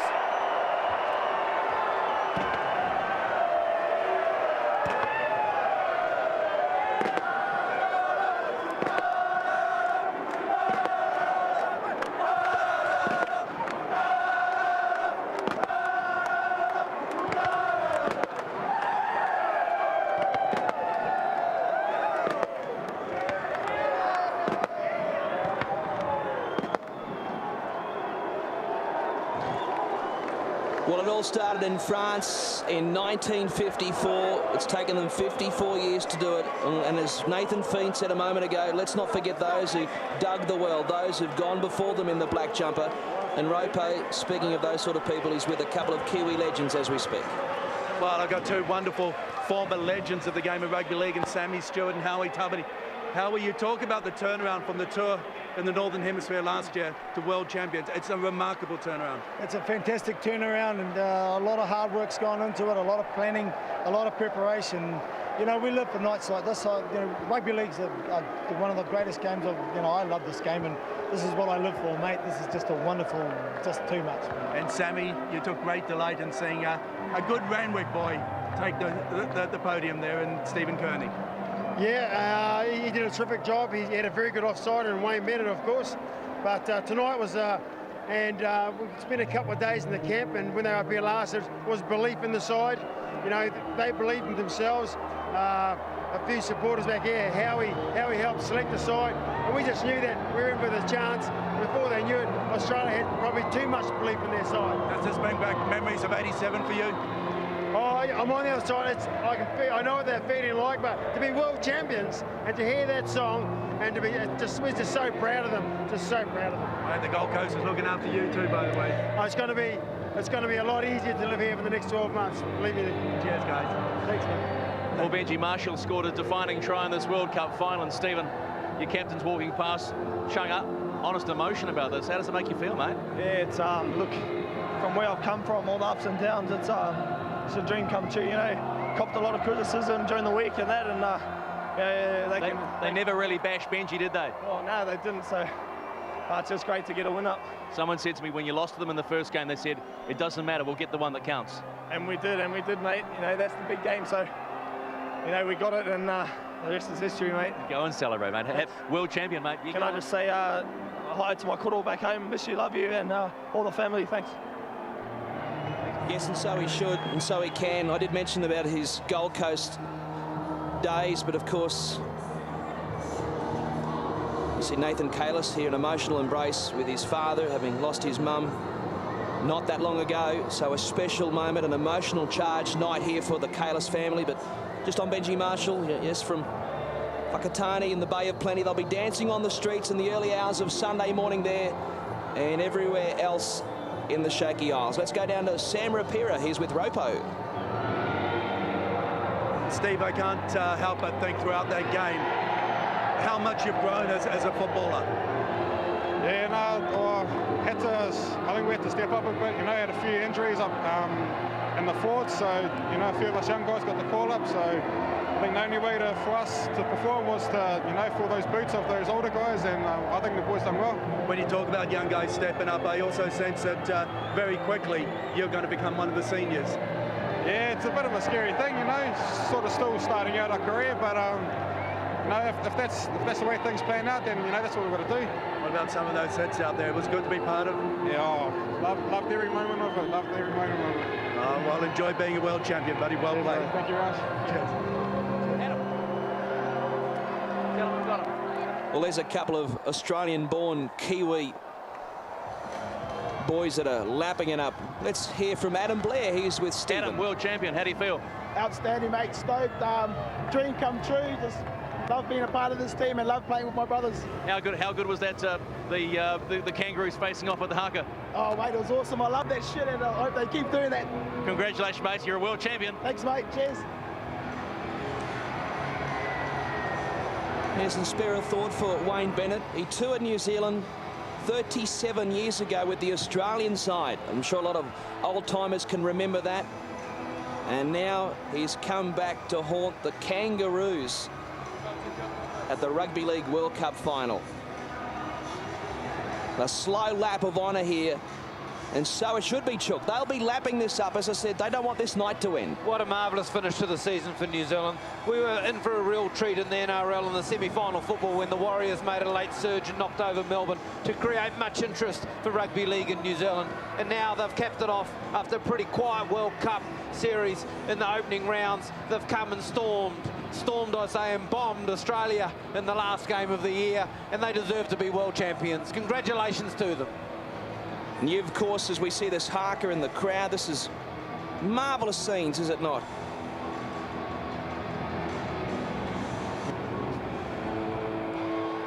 I was just going to ask you, Chook, about your days. You've been involved with World Cup campaigns before. Didn't quite work out the way you would have liked, but 95, those who've gone before this team, I'm sure you'd be chuffed to bits yourself. For these guys down here on the ground, and it is about them, Costo. They've made some sacrifices, as you've heard, and they deserve to do laps. They could do 2 or 3 laps and still be content for sure. When everyone's gone home from the stadium here tonight, they'll still be happy walking around it. Such would be their exuberation, their elation to catch up with family and friends over the next day or two and to share some experiences and tales about their journeys. Well, they'll all be happy ones. Marvellous. What a Christmas for these players. Not that far away. They can all have double helpings. Well, it's come early. It's an incredible night, 34-20. If you're still scratching your head, pinch yourself, give yourself a kick up the backside, whatever. It's been an amazing night here. New Zealand on top of the world. They've culled the Kangaroos, and the Kiwis reign supreme finally on the global stage of rugby league. What a night, Ropo and Stephen. And doesn't that feel good when you hear the Kiwis reign supreme sitting on top of the world, and why not? They came in as, look, heavy underdogs. Australia red hot favourites. I'm puffing because he made me run about 30 metres, but I got an indication of what it was like to run on Suncorp after a World Cup final. You want to feel what it's like to be tackled. Hold that. No, you pulled a hammy, but you might as well celebrate because there's not much else to say. No, I think it's one of those occasions where often you can sort of roll out a whole lot of cliches, but the fact that it's a cliche doesn't mean that it's not true or doesn't hold true. And on this occasion, I can't think of anything better than on any given day. We talked about the Warriors and their performance up against the Storm, and that was special. Well, to go away as world champions, the 17 that took part in tonight's performance, they can stand tall. There were moments when they looked a little nervous, but they certainly got the opportunity at halftime and they responded and they came back with some wonderful, wonderful play, and well deserved. Adam Blair said it all. I like to be part of these brothers. He threw in an expletive. We won't carry on with that one, but he said it was just an amazing brotherhood, as they have said, and we were never allowed to show you in their dressing rooms, but they have pictures of every member in family situations, and they just simply have brothers. And we saw at that one point when Australia scored, Inglis in the corner, over that way, I know I can point over that way, they got in a huddle. They were tight to the very end, and then they just rolled them. But perhaps what's made this side even more special is about the fact that they've looked to the past to go forward. On every occasion prior to a test, they've had a former great involved in presenting the jerseys. Last night was quite a significant moment for them, and that the former great Mark Graham presented their shirts. Yeah. I spoke earlier to the likes of Sammy Stewart and Howie Tamati, how special it is for them. And that, I think, is perhaps the seed for success going forward, is look into the past to move forward and recognise those that have gone before. It's been wonderful. Okay, all too sombre now. Time to celebrate. The immortal words of Phil Gould from Channel 9. 34-20, Kiwis are world champions. Yeah, baby, enjoy it.